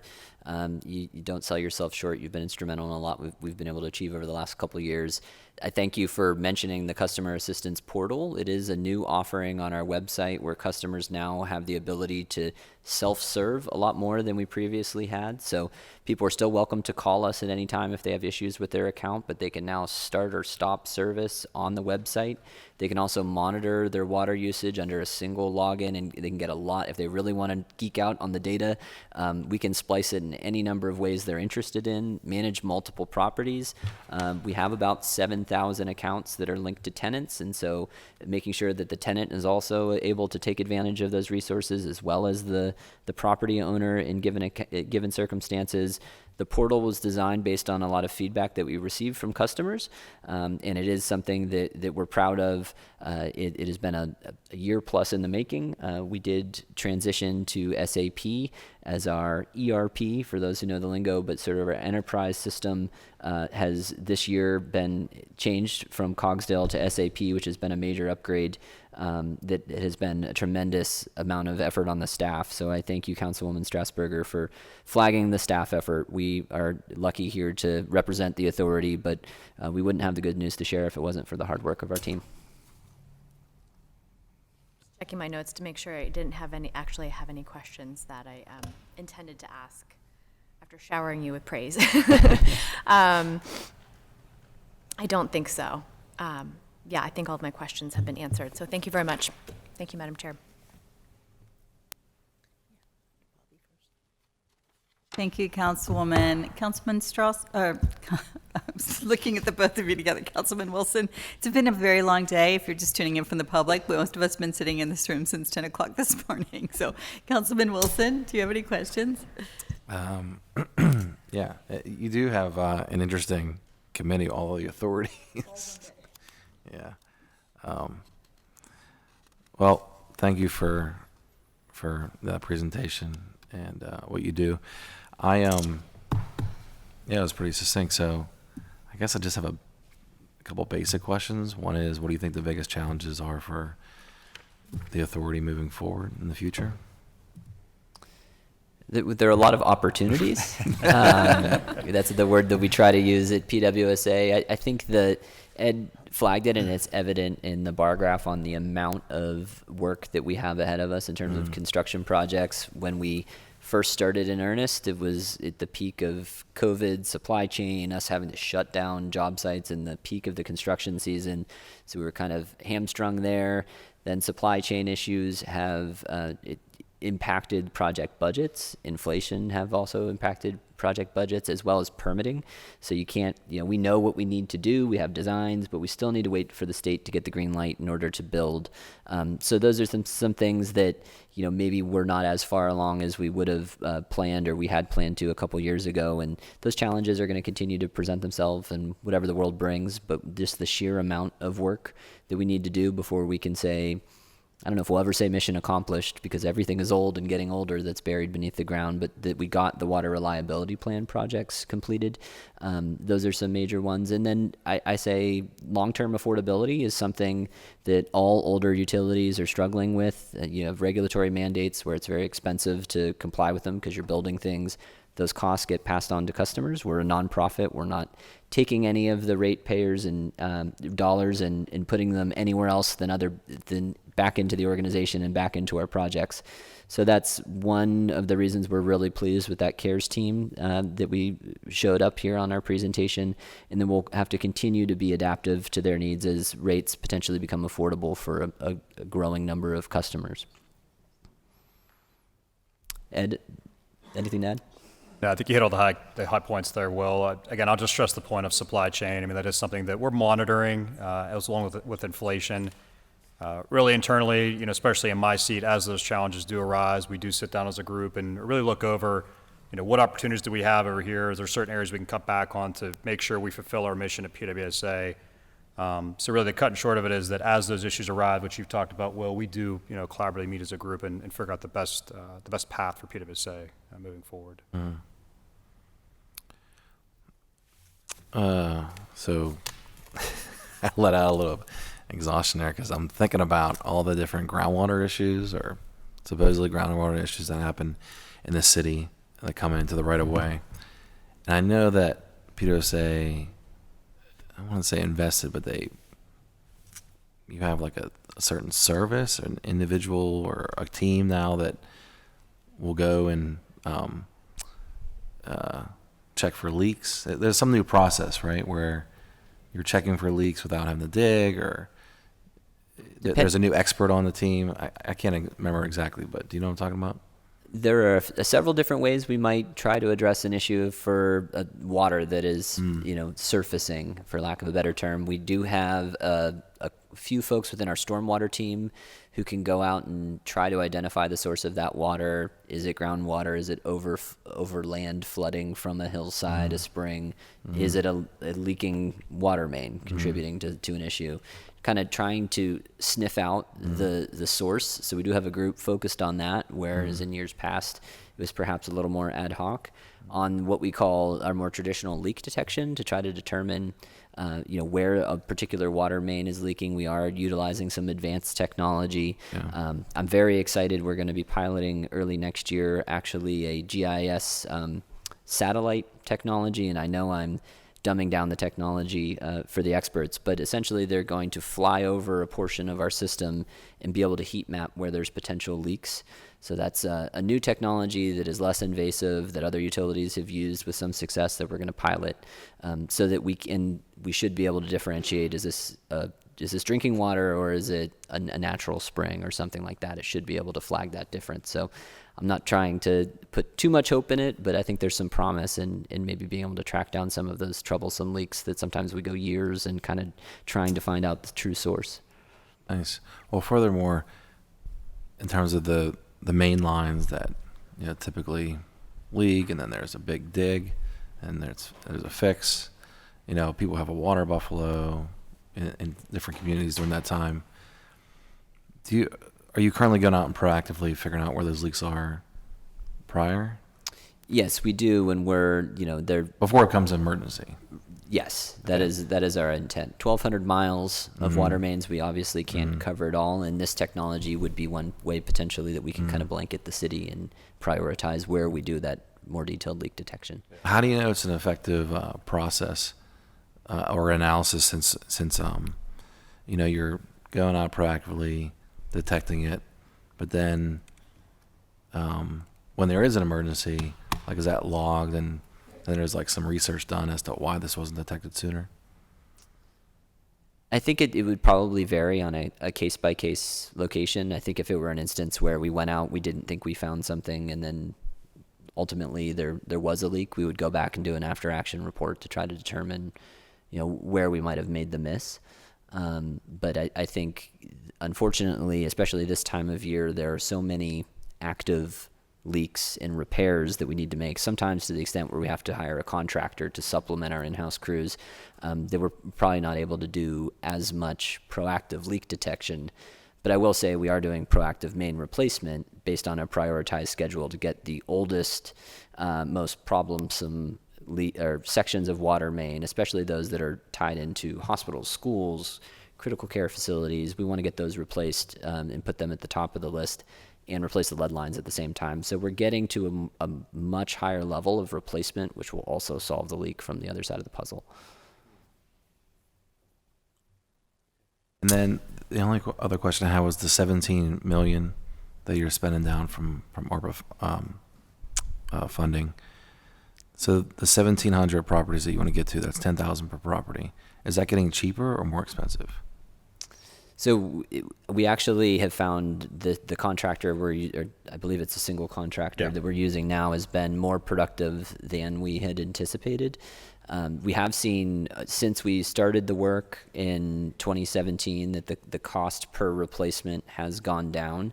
The nature of this program is that it is neighborhood based, so costs can vary depending on how you structure the work and issue it to a contractor. So they're one-off sites, which are a little more costly to do than if you were replacing a water main. You have the whole site controlled, and then you replace the lead lines. So it seems like a lot at approximately 10,000 per home, but when you factor in all of the different players from plumbing, from our construction inspection, having contractors, having the restoration, which is about half the cost, replacing a sidewalk in the roadway, 10,000 is, believe it or not, a comparable value from where we started. Yeah, is that accurate? I did that in my head. I was trying to Did you count the have zeros. I think we thought we would get to 1,700 locations with the 17 million. Yeah, it's approximately 10,000. I think it Yeah. goes to Will's point of those. Well, they come back and pave like a decent part of the road too. Curb, It's not just like yeah, a curb to center line. 'cause we actually had our lead line replaced prior to when PWSA started doing them, and it was cheaper, but it was a big headache. but they just went and patched, the little part of it. But okay, well, thanks for coming. I appreciate your answers. Absolutely. Was it a private site only, or did you have to actually open the street and connect to the main?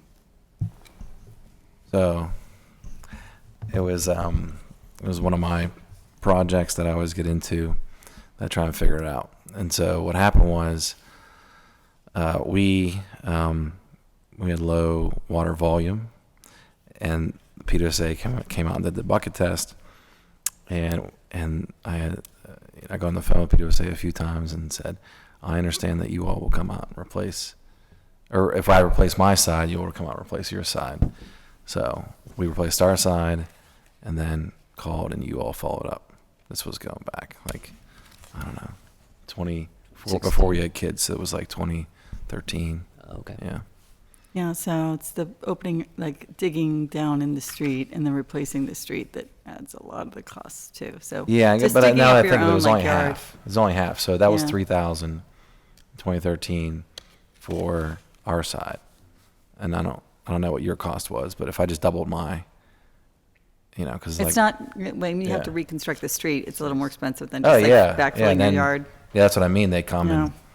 and it's like a whole. They do like the quick patch, the temp patch, the quick patch, the temp patch, the cement patch, and then come back and pave. I'm well aware. I drive over it all the time, And a reminder that and I'm reminded about it. And people ask this, the question like, "Are they coming back?"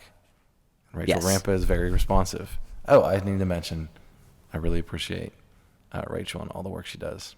So I mentioned that last year, the year before, same story. Great to hear. Thanks for that opportunity. No, absolutely. And just a reminder that it's in the city council records. I think it was in the 1930s that the Pittsburgh City Council changed ownership. So up until that point, every house had the financial responsibility for the entire water main, all the way into the middle of the street. So every individual household would have been bearing those costs. And then Pittsburgh City Council changed it at that time to being you're only responsible to the sidewalk line, to where the connection is to the valve. And then the city at the time was the water department, and so it was took ownership of the half under the street and socialized those costs and made it public cost. And then it was the action of City Council asserting its right with coordination with PWSA during that time to say that we were going to be replacing 100% of the laterals that had lead because of the public safety crisis. But DEP was ordering us to do the partials, and we resisted. So thanks to council members all who lived through that, and I'll hand it over to President Smith, who led the charge through many of those days of crisis as well, and we're so grateful. Things have been, I will say, so much quieter, far fewer, not that we don't get any complaints at all, but such a different day for PWSA. So, Councilwoman. Thank you, and thank you for your work. Thank you, Councilwoman. And thank you for your work on the board at the time, and thank you, Councilwoman, for your current work on the board. I do want to say that it was the women on council who discovered a lot of the things that were going on at PWSA. So I'm going to point that out. And now it was when we had 4 women on council. We make Bobby an honorary member. And and now we'll have 4 again. So sounds like we'll have 5 votes to do what we want. But so Bobby's an honorary member. Bruce was an honorary member for a while, but now Bobby's been here for the whole time, so. But anyway, seriously, I just, the only thing I really have, the only question I have remaining after all these years, and this is a good, actually a really good thing, is the tap-in fees for businesses. And I think you mentioned that they changed that. Is that correct? So it used to be that they paid the same as a corporate, big corporate business. Small independent businesses would pay the same. But that's been changed since Councilwoman Strasburger? That's correct, President Kale-Smith. The developer tap-in fee, it has been eliminated. It's part of our rate process with the PUC. It was effective this year. Those costs were baked into the overall rate base. So there is no longer a developer tap-in fee for any business currently. Okay, and then I did notice, I just want to say, I noticed real quickly that you have assistance for customers, and I see $300 a year. Is that correct? There is assistance for one-time cash assistance for sort of to catch up. And then there is a monthly ongoing program where you get a discounted rate each month. And then there is a separate program. If you're falling behind and you stay current, you can get some of that past due balance forgiven at $30, I believe $30 a month rate, as long as you stay current on your bills. I'm really concerned because I think that all of our bills are increasing and none of our household incomes are. And so, or at least not many of them. And so I worry about the residents being able to afford just the basic necessities, including water. When I saw 300, I'm thinking that's a one-time fee. That's not very helpful. But you're saying there's other levels of it, so that's good. That's it. That's it for me. Thank you. Thank you. Thank you. Thank you. Thank you for your work. Thank you, appreciate it. Again, we don't know if we have any council members on Zoom because I can't see, but does anyone see any? Great. So I will have a few questions. And kind of comments. Again, I'm really happy to see that you have the customer assistance portal. And I think that I caught you say that renters may also apply for the assistance. So if you could elaborate on that for a little bit, I think that's a really important development and I really appreciate it. So I want to give you a chance to kind of elaborate on that. Sure. We have learned, since the inception of our assistance programs, many tenants pay their bill through their landlord, or, so maybe they're not directly responsible, but our programs are developed with the inhabitant focused. So if there is a lower income tenant, they are eligible for our programs. Depending on how they want to arrange that relationship with their landlord, they can either have a direct billing relationship with us, or we do have, it requires a little bit of paperwork, but they can fill out paperwork and the landlord can then pass along that discounted rate to the tenant.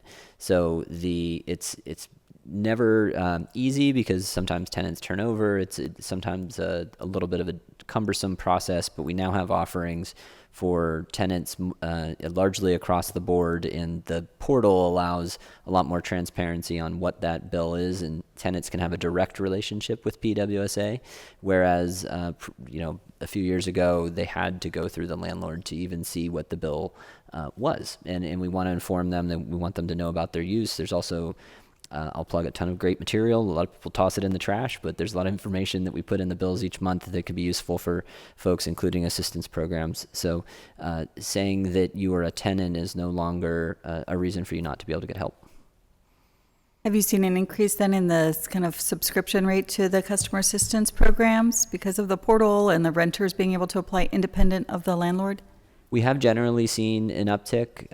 We saw a tremendous amount during COVID when there was more acute need, and some of that has maybe more normalized, but we're seeing a steady increase in the number of customers that are enrolled in our bill discount program is primarily what we use. That's the monthly discount program to see where we are headed. So we know there's more room where we're not informing everyone who's eligible, but we've seen steady progress over the last 2 years.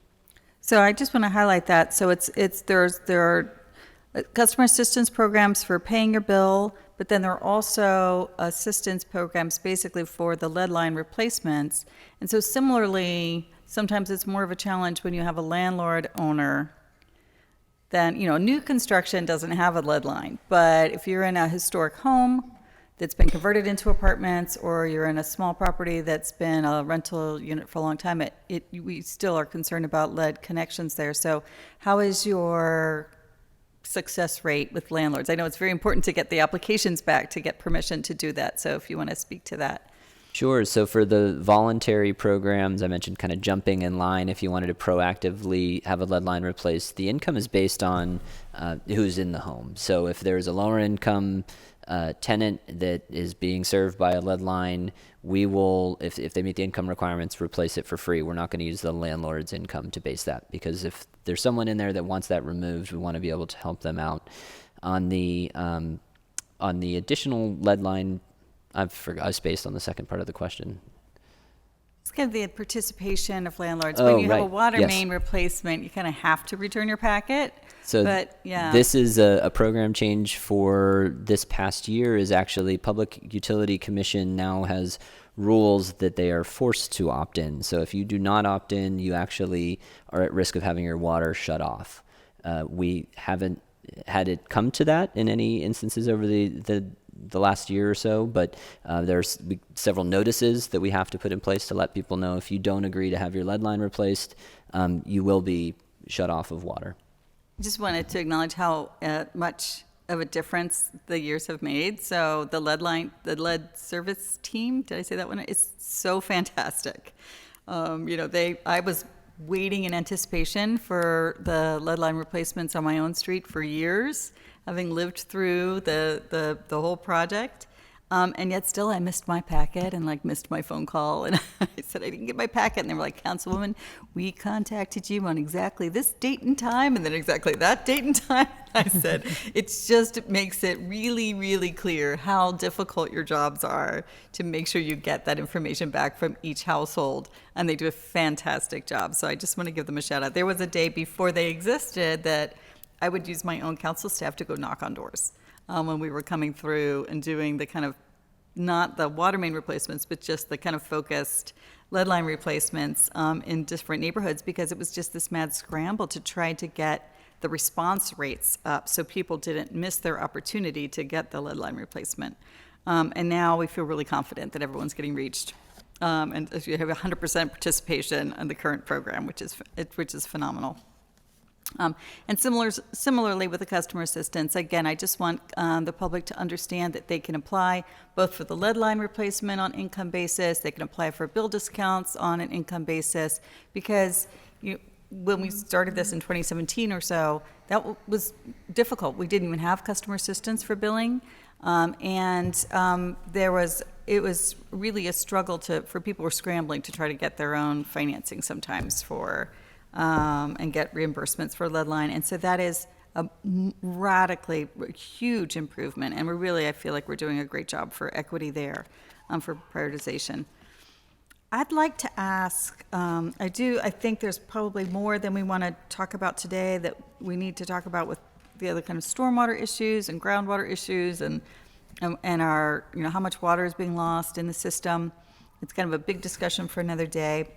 I have an off-the-wall question that's based off of the media news story I heard on the morning news that there's a potential for a nationwide railway strike.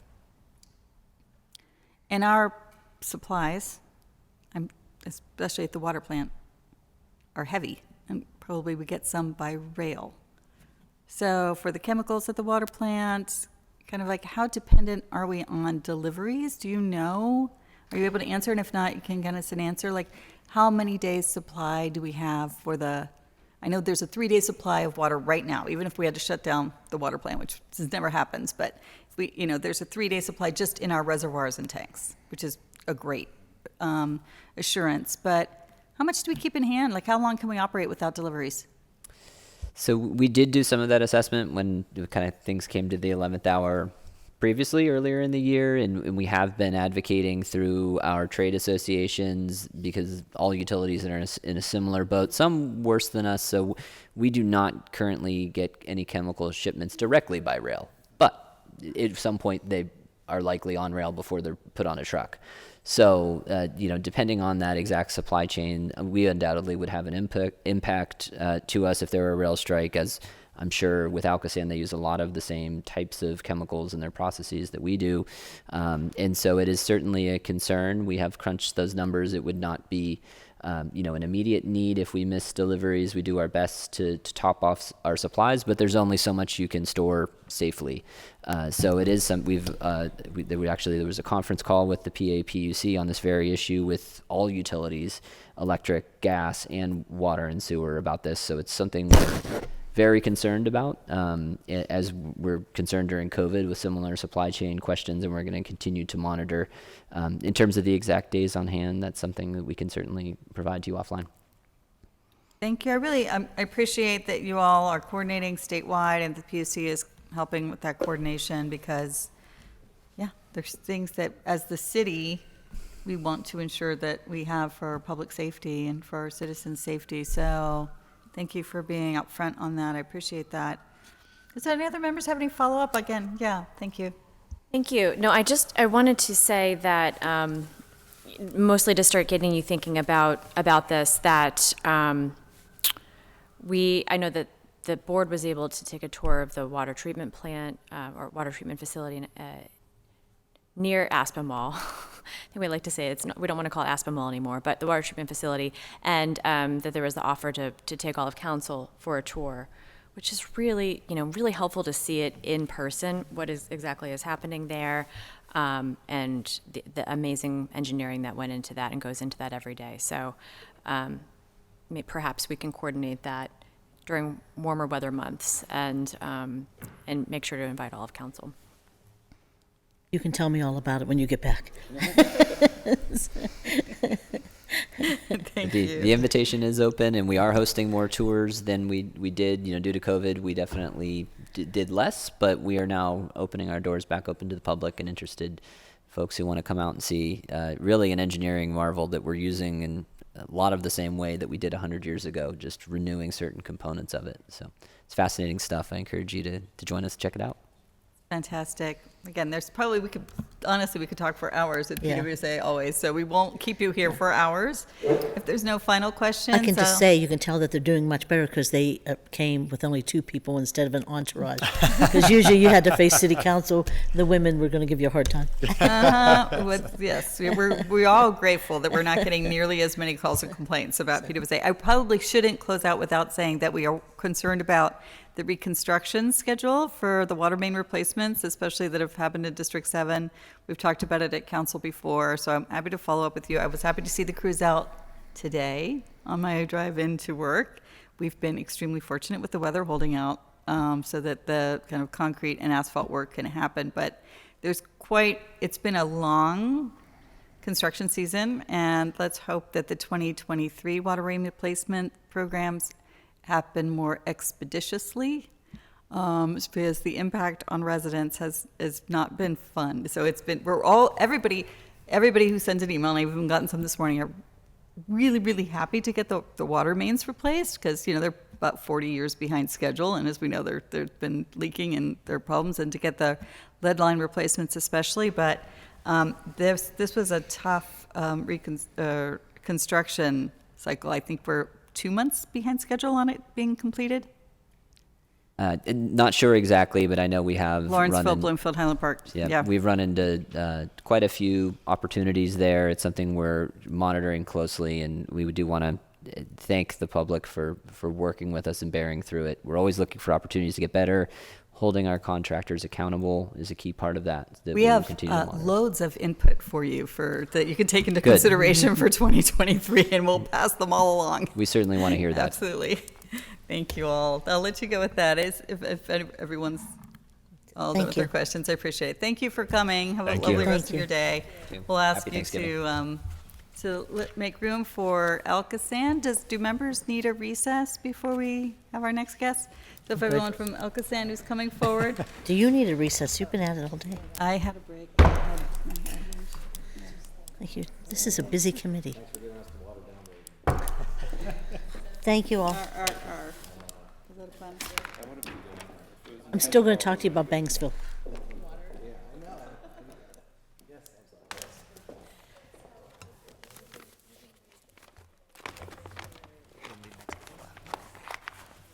Based on your attendance. You can sit all here. These two. Yeah. She's sitting in Councilman Coghill-See. You want to take your nameplate down or yeah, move over,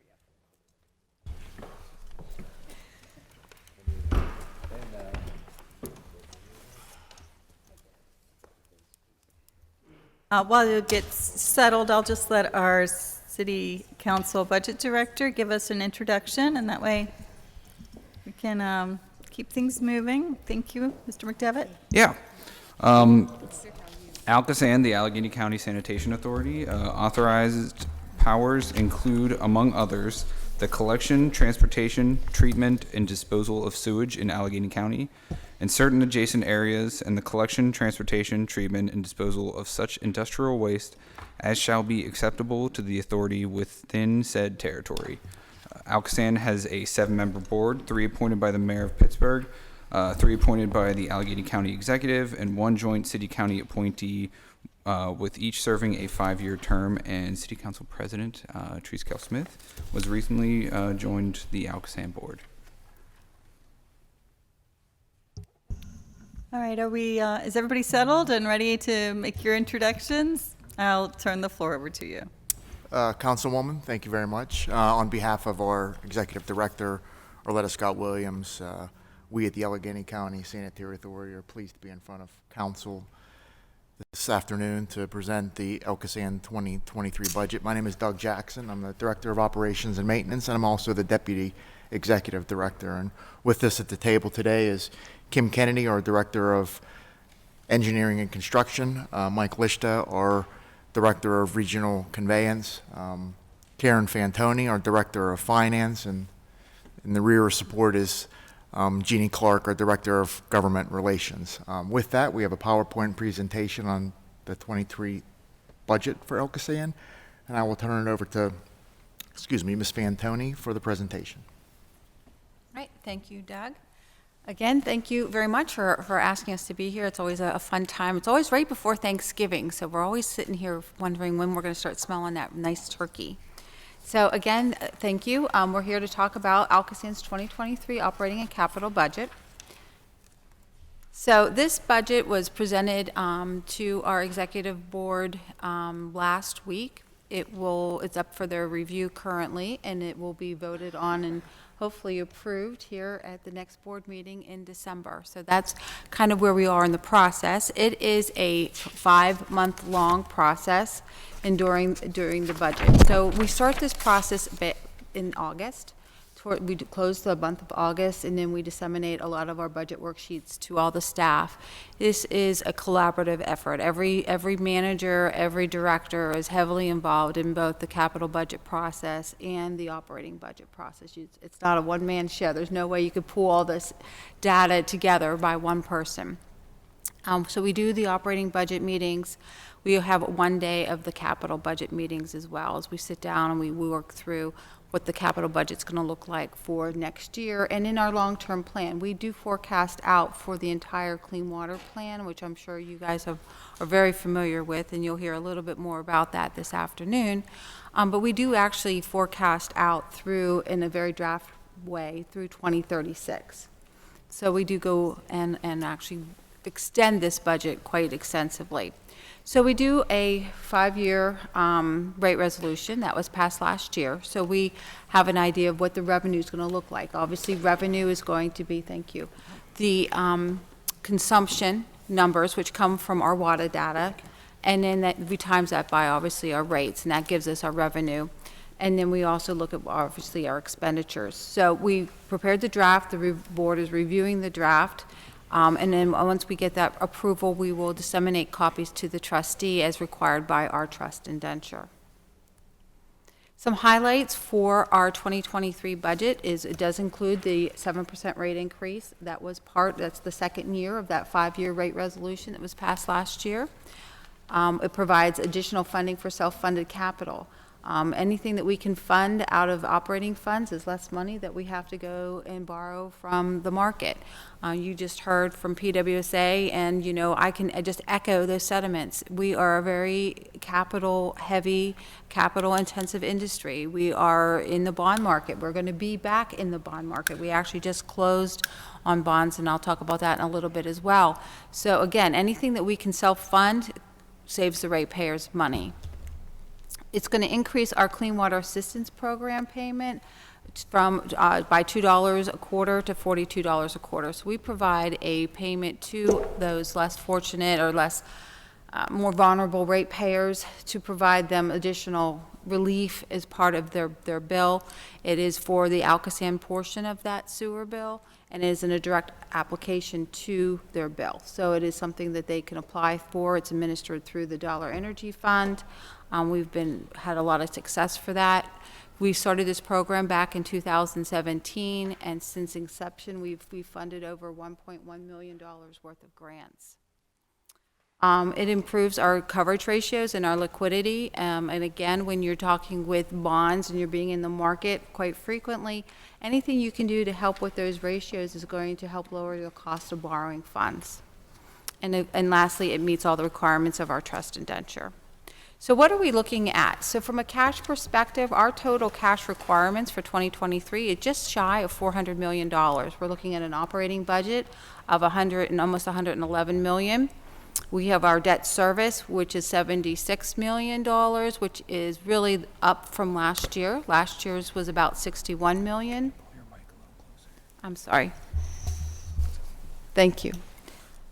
Was up from last year. Debt service last year or this year, well, the year that we're currently in, is about $61 million. We did go out and we just issued at the beginning of this month another bond issue for about $267 million, which is going to help fund our capital program, hopefully all of 2023 and hopefully into 2024 is what we're estimating that those capital funds will be able to fund for us. Our capital spending is budgeted to be about $210 million. And then again, we're trying to, whatever is left over is going to go towards self-funding additional capital in the future. So our revenues come basically from our ratepayers. We have budgeted rate revenue to be about $217 million next year.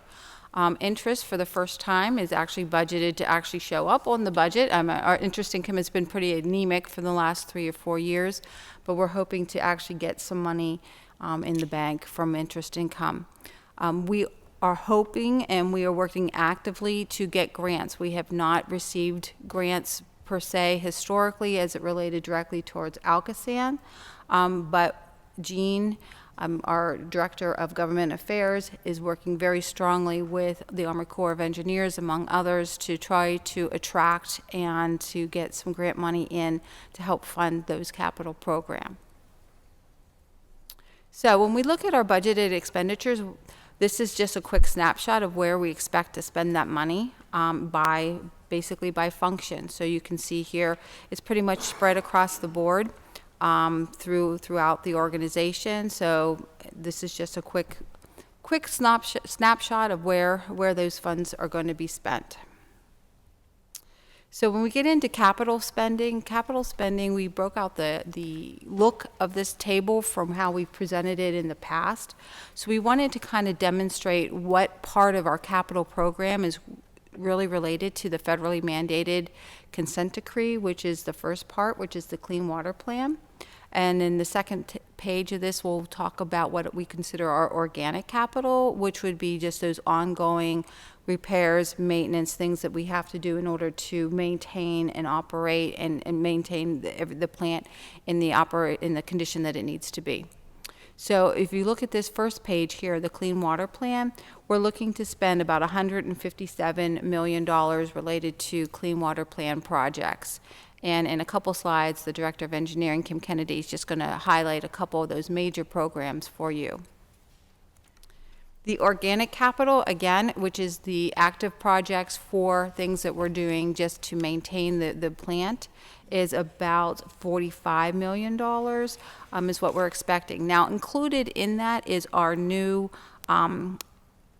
environmental compliance facility. This facility is going to be built. It's a new facility that's going to house our lab and industrial waste facilities. This is actually happening because the areas where those buildings are located right now is going to be repurposed for additional uses for the plant expansion that's ongoing related to the clean water plan. But these are considered to be part of our organic capital program. So in 2022, we completed various projects in here. Again, a couple of these are long-term programs that have bigger ramifications for plant expansion, but we are very pleased that we were able to complete about 100, total projects were about $109 million in 2022. So Kim, if you wouldn't mind just commenting on the 2023 capital spending slide. No problem. Thank you, Karen. So when we look at 2023, we are heavy into the plant expansion. That's sort of the first phase of implementation of the Clean Water Plan with great expense. If you've been to the plant lately, it's in construction everywhere you look.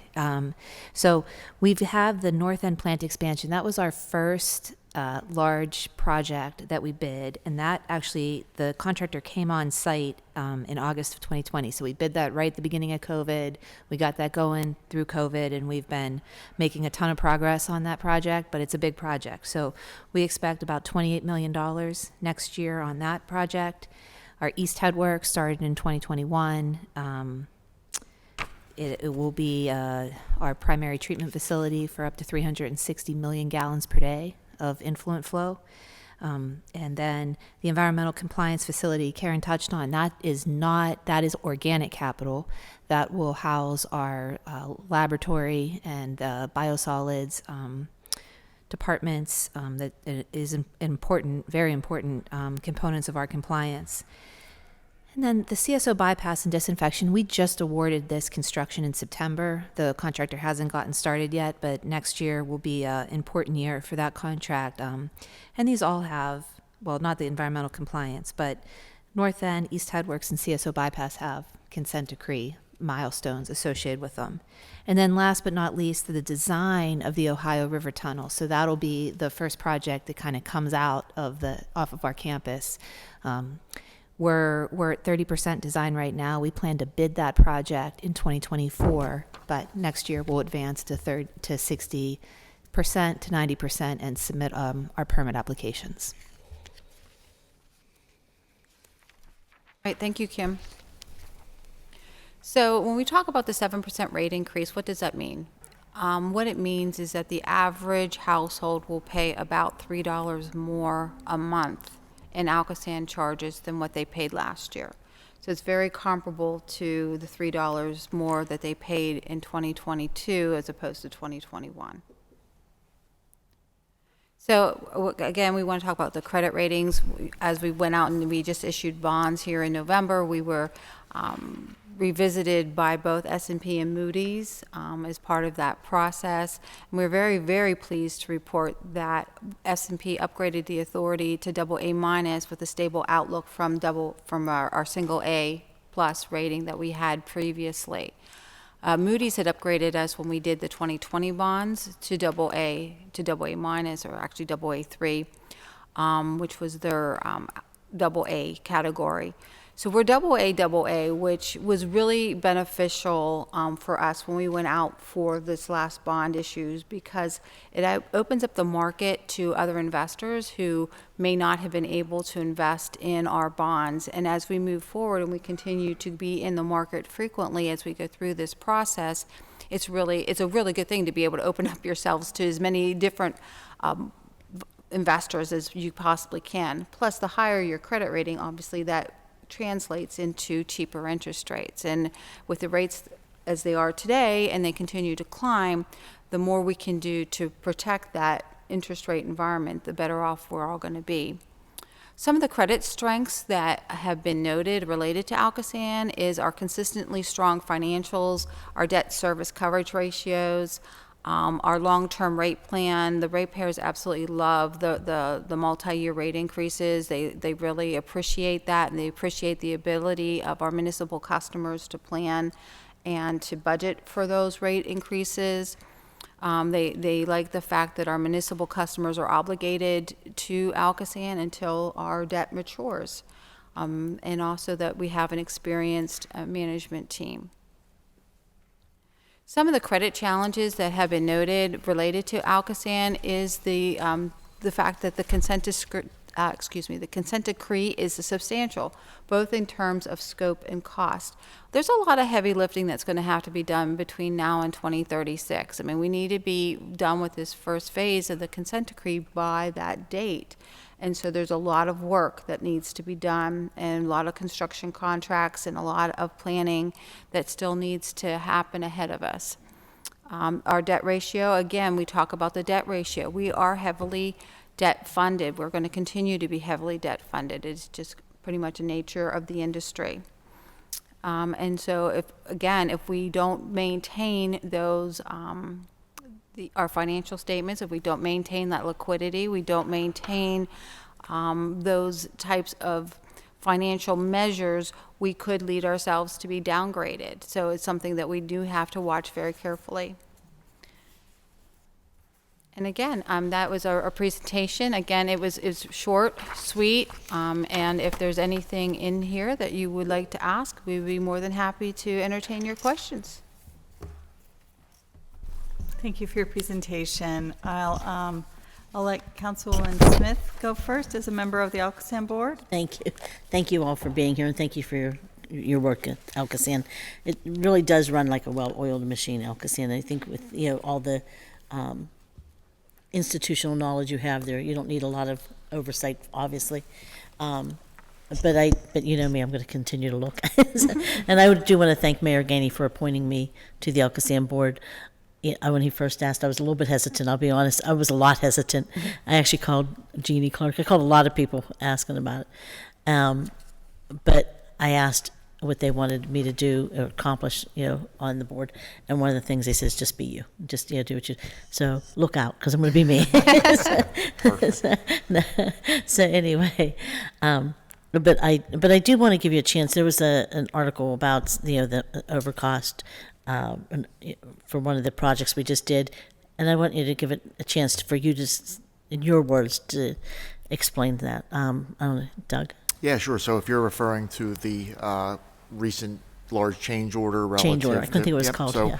Right, so I'll let Mike Licht, our Director of Regional Conveyance, discuss, and Yeah. this is work that we did along in close proximity to Sandcastle, and it has been an ongoing issue for us, and I'll let Mike explain a little bit. And I'll say it was Mike's presentation that I actually finally voted for. I was texting Emily Kincaid during the meeting. I'm like, are you voting for this? Because I was not, but then after I heard your presentation. Yeah, we have a line out in near Sandcastle, like Doug said, and over the years, since I've been there, I've been at Alcosan for almost 15 years, we've had sporadic problems with it. So a couple years ago, we decided, all right, we need to do something, a major capital improvement. So we issued a lining contract. Contractor was out there working, and it was about a $10 million lining job. It was pretty significant, a lot of improvements to local infrastructure. So he's out there doing his work, and we get notice from the health department of a sewer collapse, and there was actually sewage was spilling into the Streets Run. It was spilling into Streets Run, and toilet paper was coming out of the culvert. So given that we had a competent contractor in the vicinity, and that we had to start initially initiating bypass pumping of the sewage in accordance with what the health department requires, we started on this route to get to a change order that contract, and part of that was due largely to the daily, constant 24/7 sewage pumping that we were incurring. So basically, that whole project, the $10 million project, is under the process of a change order to to address the sewer that was collapsed inside the Streets Run culvert. The sewer had actually rotated off its foundation, okay, and broke, I saw the picture. I broke wouldn't free of believe it. itself. So, and it's actually inside a actual stream culvert. Okay, it's a 14-foot by 18-foot culvert, and we got in there where the sewer had collapsed, and we started looking around, and the culvert was in danger of collapse itself. So the contractor didn't want to go in there and address it because of safety issues. So we ended up discussing a plan with the contractor. He came back with some options, and we initiated those options. A lot of issues. Asbestos cement pipe, which needs to have special considerations. You have to have a specialized asbestos contractor. There was a lot of excavation associated with that work. There was actual repair of the culvert. That is the actual stream culvert where the sewer goes inside the culvert along the corner of the culvert. So a lot of challenges with this project, and it was it's quite. Actually, I'm starting to see the daylight at the end of the tunnel. Thank God. It's really amazing. I wish I would have brought some photographs to show you, but it's a good collaboration between us and the contractor. Costs are being tracked, time and materials, and we're appropriately tracking the contractor's costs. But again, it's just one of those issues you just don't plan for. But fortunately, you were in the area with a competent contractor, and we were able to undertake those repairs. So Okay. I don't know if I just wanted to give you a chance. I kind of jumped around Yeah. a little bit. No, I actually I should have warned you that I was going to ask, because I would have asked you to bring I should have asked you to bring the photos, because Yeah. that's what convinced me, was actually seeing it. And Emily saying, "Yeah, there's no problem." So once Yeah. Emily was like saying, "I'm like, It was- oh, no." It was quite challenging for a while because we had to initiate bypass pumping right away, and we had string HDPE pipe, that's plastic pipe through the culvert, get bypass pumps mobilized, get that set up, and start pumping. We had to pump around the clock and man those pumps 24/7 for almost 6 months. So it's quite challenging so far. But And then the GROW grants. Could you talk about those? Who oversees those? The GROW grant. I want to know how many you have in the Pittsburgh area. How many GROW grants Yeah. total? Right now, I would say there's probably, I don't know the exact actual number, but there's probably about $67 million committed, I believe. Is that right? Right. To total grants in Allegheny, in our service area. So that's not just in the city of Pittsburgh, but that would be the entire. I'm wondering how many you have with PWSA, to be honest with you. I should have asked them when they were here. Oh, boy, I want to say about, there's a number. There's about 30 or 40 applications so far, I believe. And some of the bigger ones. Some of the bigger ones. Or with PWSA. So, I mean, there's significant dollars there I'll with. get you the number. We'll provide it to you. Please, okay, Yeah. thank you. That's all, that's my only question, so thank you. Thank you. Thank you, Oh, are they- Councilwoman. okay. Jeannie Clark just said Jeannie that they're Clark on the said there's a website. map on the website of where the Grow Greener grants have been granted. Thank you. Councilwoman Strasburger? Thank you, Madam Chair. Thank you all for your work and for being here today. I will say on the GROW grants, as a member of the newish committee for PWSA board, the Stormwater Committee, where we'll be working with PWSA and their stormwater plan that we're anticipating. Many of the projects would not have been possible without the GROW grant program, and speaking as a council member, many projects in the district I represent, Whiteman Park, which is just incredible as a real impactful project for the neighbors there, and I guess what you call it,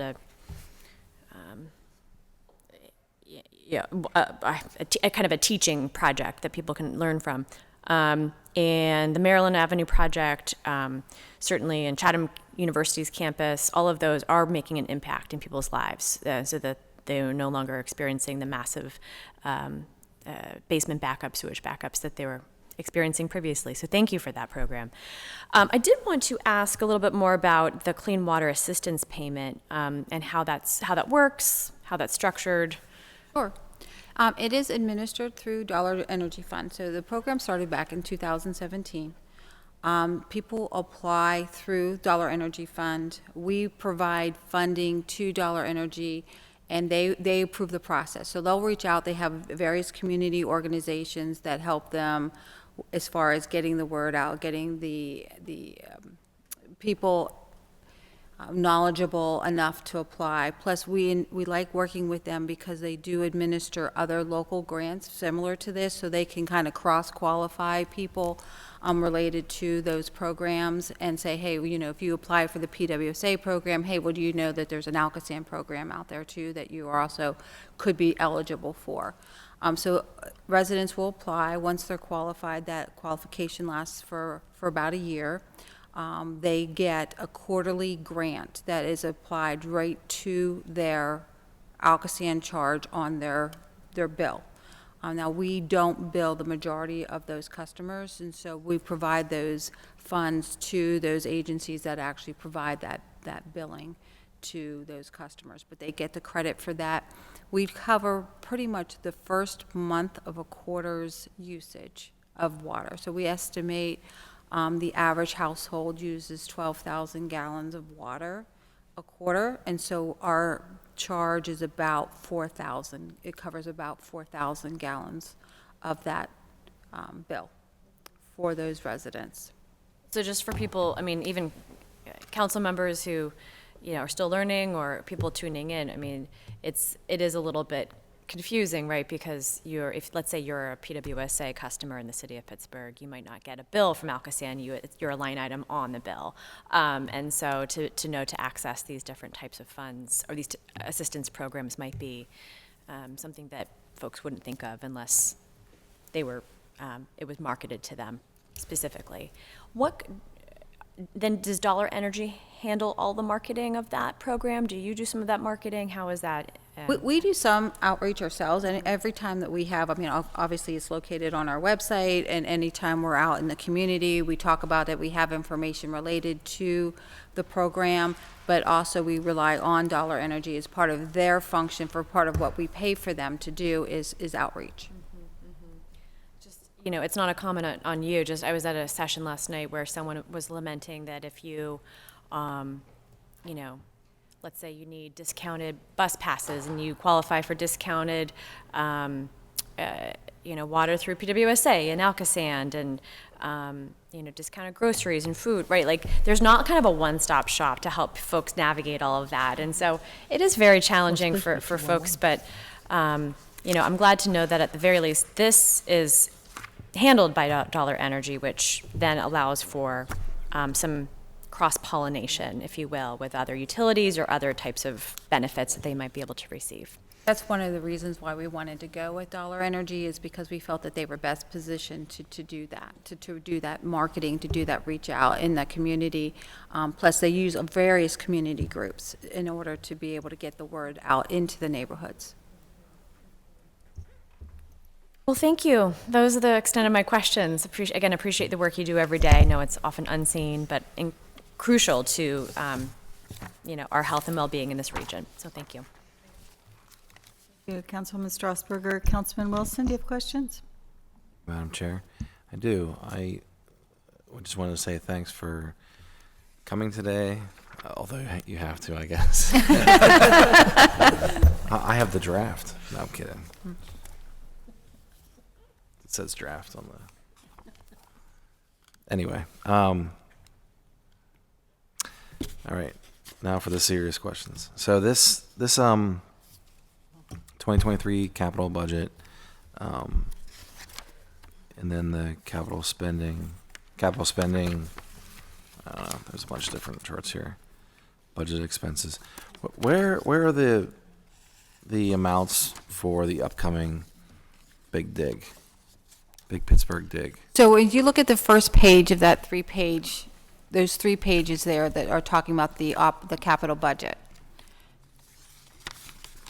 What, this one? Right there, yeah, that one Yeah, right yeah. right there. So that's titled the Clean Water Plan. So everything that we have that we've identified as part of the capital plan right now is on there. So the big dig will be part of that Clean Water Plan component. So you just, so this is intermixed within your other expenses that you're accruing, like your ongoing operation. You're not, okay, I just want to Yeah, make sure. yeah, the first segment, the Ohio River Tunnel, Yeah. it's under 23 capital spending under S485.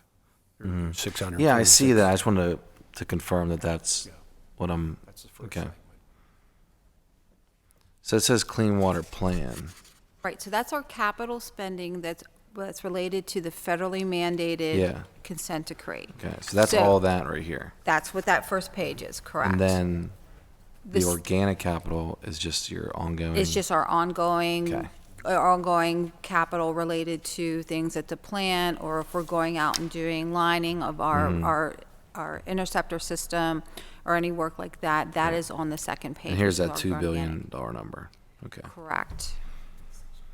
Okay.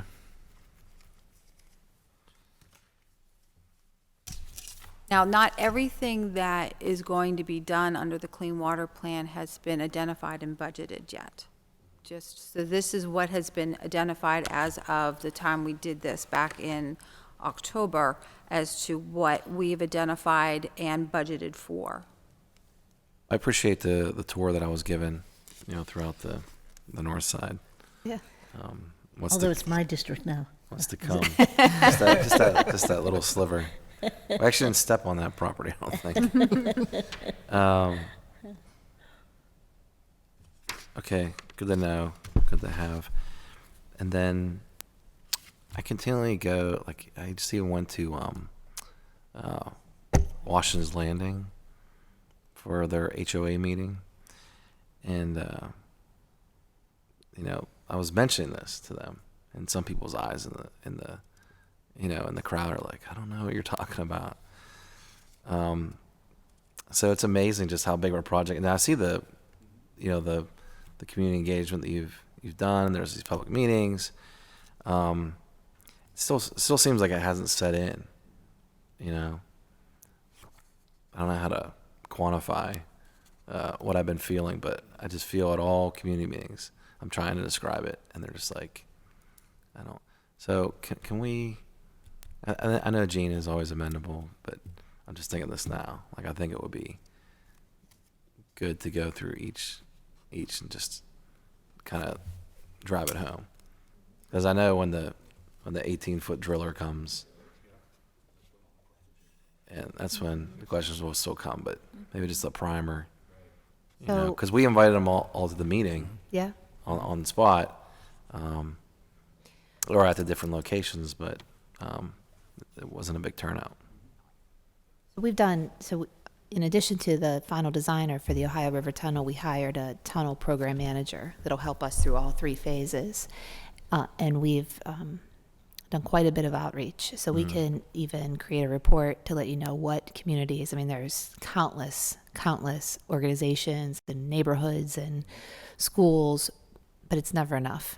You'll always get somebody who literally has not heard about the project or what we're up for. And some of it is, that we don't direct bill, so people don't pay a bill to Alcosan and they don't think about it. But if we can certainly share sort of the outreach we've done, and if there's recommendations, it's part of our charter to get out there and talk about the project and get feedback so that people understand the rate increases, and then that we're not at all surprised by the upcoming construction. Okay, that's really just my only concern right now. Yeah, sure. All right, thanks. I just want to thank you. I have a meeting in my office about the budget as well. We're trying to meet with members to get some consensus here. And I just would want to say, on your way out, stop and meet and introduce yourselves to Councilwoman-elect Barbara Warwick. She's right over here. She's been at all the meetings, every meeting, in the audience quietly. Thank you. Thank you, Councilwoman. And I want to thank Councilwoman Gross for chairing this committee. I never realized how busy it really is. This is a huge committee. Thank you. Appreciate that, Madam President.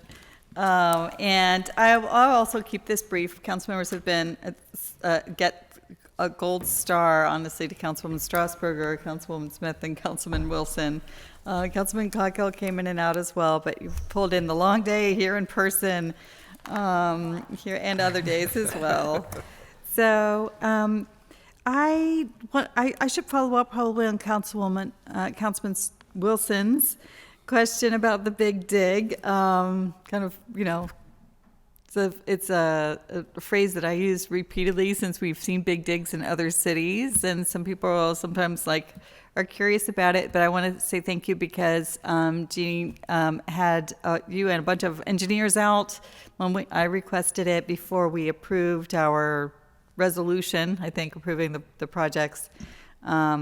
And we did site visits at each of the entry points. I'm not sure what you call them. Where the shafts, right, where the interceptors are in District 7 on our southern shore of the Allegheny River.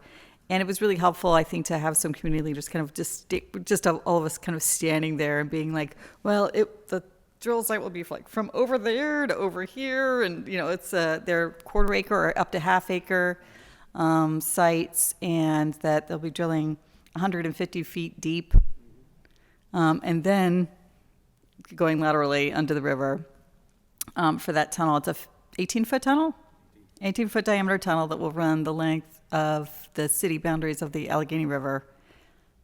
Well, there's 3 segments. So Yeah. we'll start with the Ohio, and then we've got the Allegheny segment and the Monongahela segment. Yeah, and so I guess they all kind of start on the city boundaries, but at the Allegheny segment, which is the one I'm most familiar with because we did the site visits, basically from where the city line is.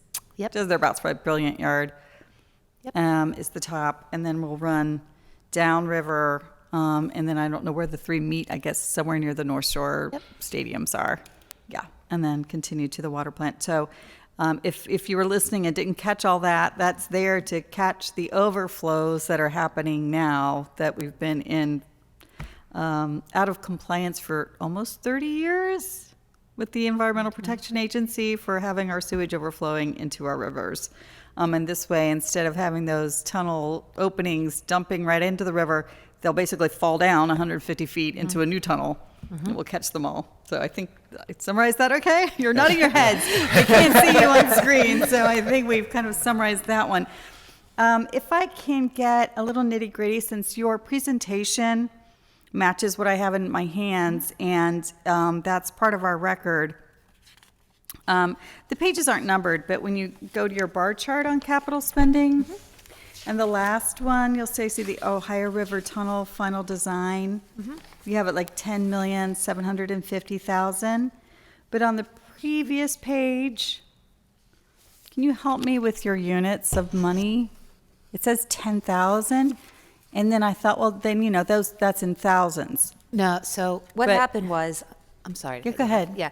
So we had that split between 2 S numbers. S numbers are how we track everything, and we had the design and the construction in 2 separate S numbers for 2022, and we decided to combine them. So what we did was we closed the construction number, and we closed it with only that $10,000 in spending, and we merged the costs for both the design and construction of the Ohio River Tunnel back into that S 485. So it's more of like a bookkeeping.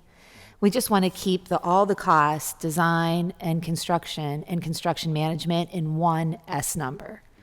Where in our packet is S485? On 2 pages before, for the clean water plan costs, you see the Ohio River Tunnel, clean water, 485. And we were consistent, your tunnel, There it we'll is. call it your tunnel, for S490, the Allegheny River Tunnel, it's just a few down from that.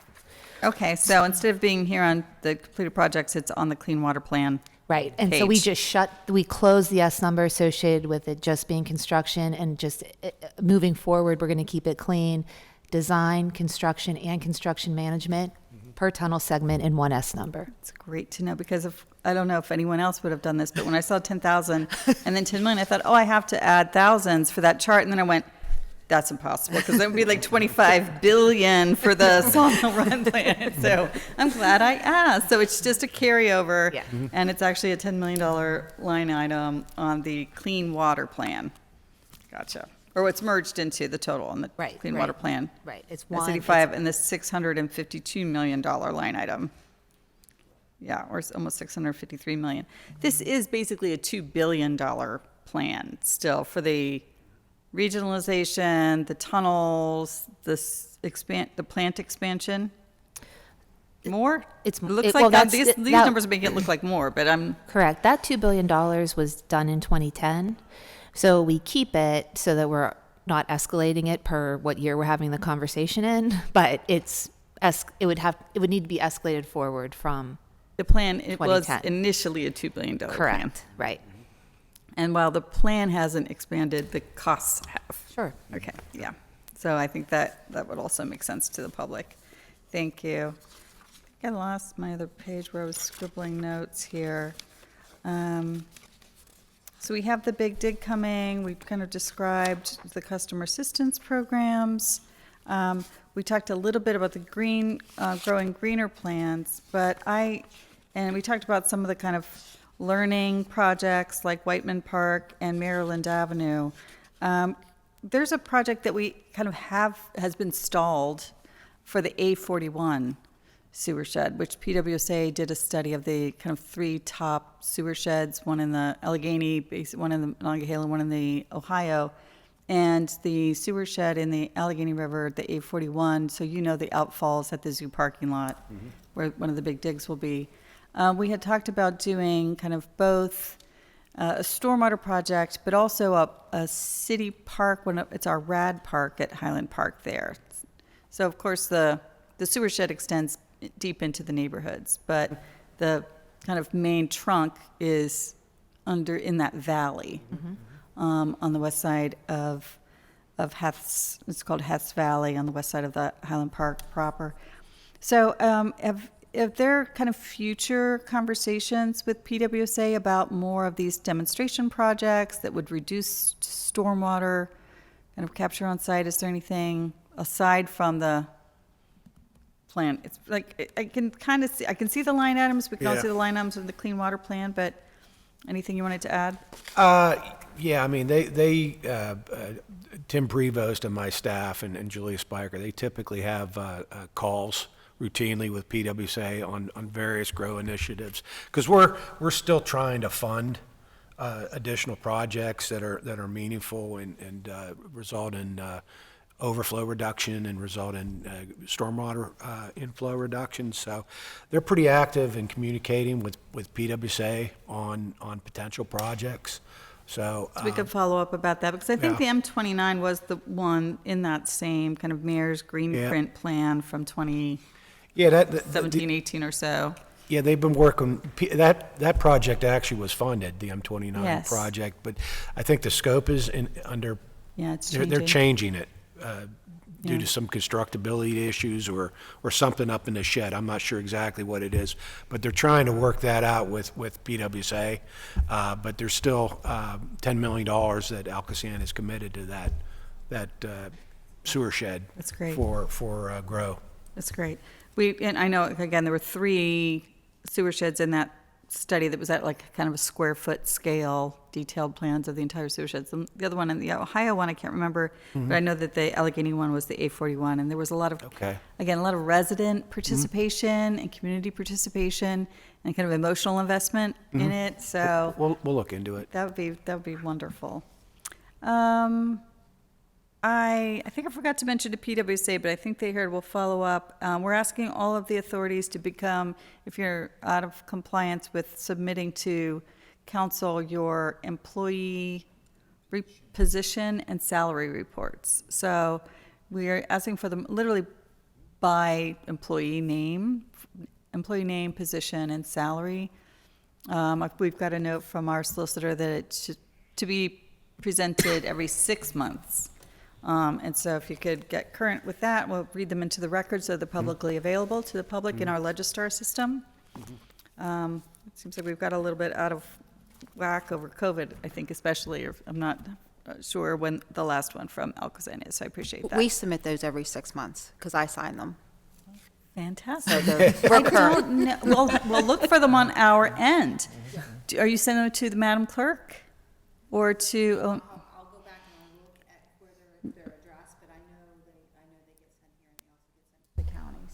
That's fantastic. So, yeah, if you can maybe resend and CC either myself or Mr. McDevitt, Madam Clerk, or Madam President, possibly Teresa Keelsmith, that would be, we'll make sure we get those into the record, because I don't know that they are publicly available. We'd like to make them publicly available. And that's all I believe I have. Mr. McDevitt, do you have any follow-up questions? I do not. Thank you for a very good presentation. Thank you. Councilwoman Strasburger, are you all done? Great. I appreciate that. Thank you all for your time, and have a good rest of your day. I'll just ask for a motion to recess this hearing, and we will be reconvening, I believe, not till next week, but I don't have. Tomorrow there's a public hearing. But, oh, thank you. Could you read that to the record for the public? Because you can register actually to be heard if you're at home. Yes, tomorrow, Wednesday, November 23rd at 10 a.m. is the public hearing on tax, budget, and citizen participation. So you can register with the clerk. I don't know when registration will close. I don't see anyone from the clerk's office in the chambers, but typically it's at least an hour before. Yeah, an hour or a half hour So before. if you go to the city website and you go to the city clerk's page, you can register for upcoming public hearings so that you can attend by Zoom and make your voice heard on our city budget.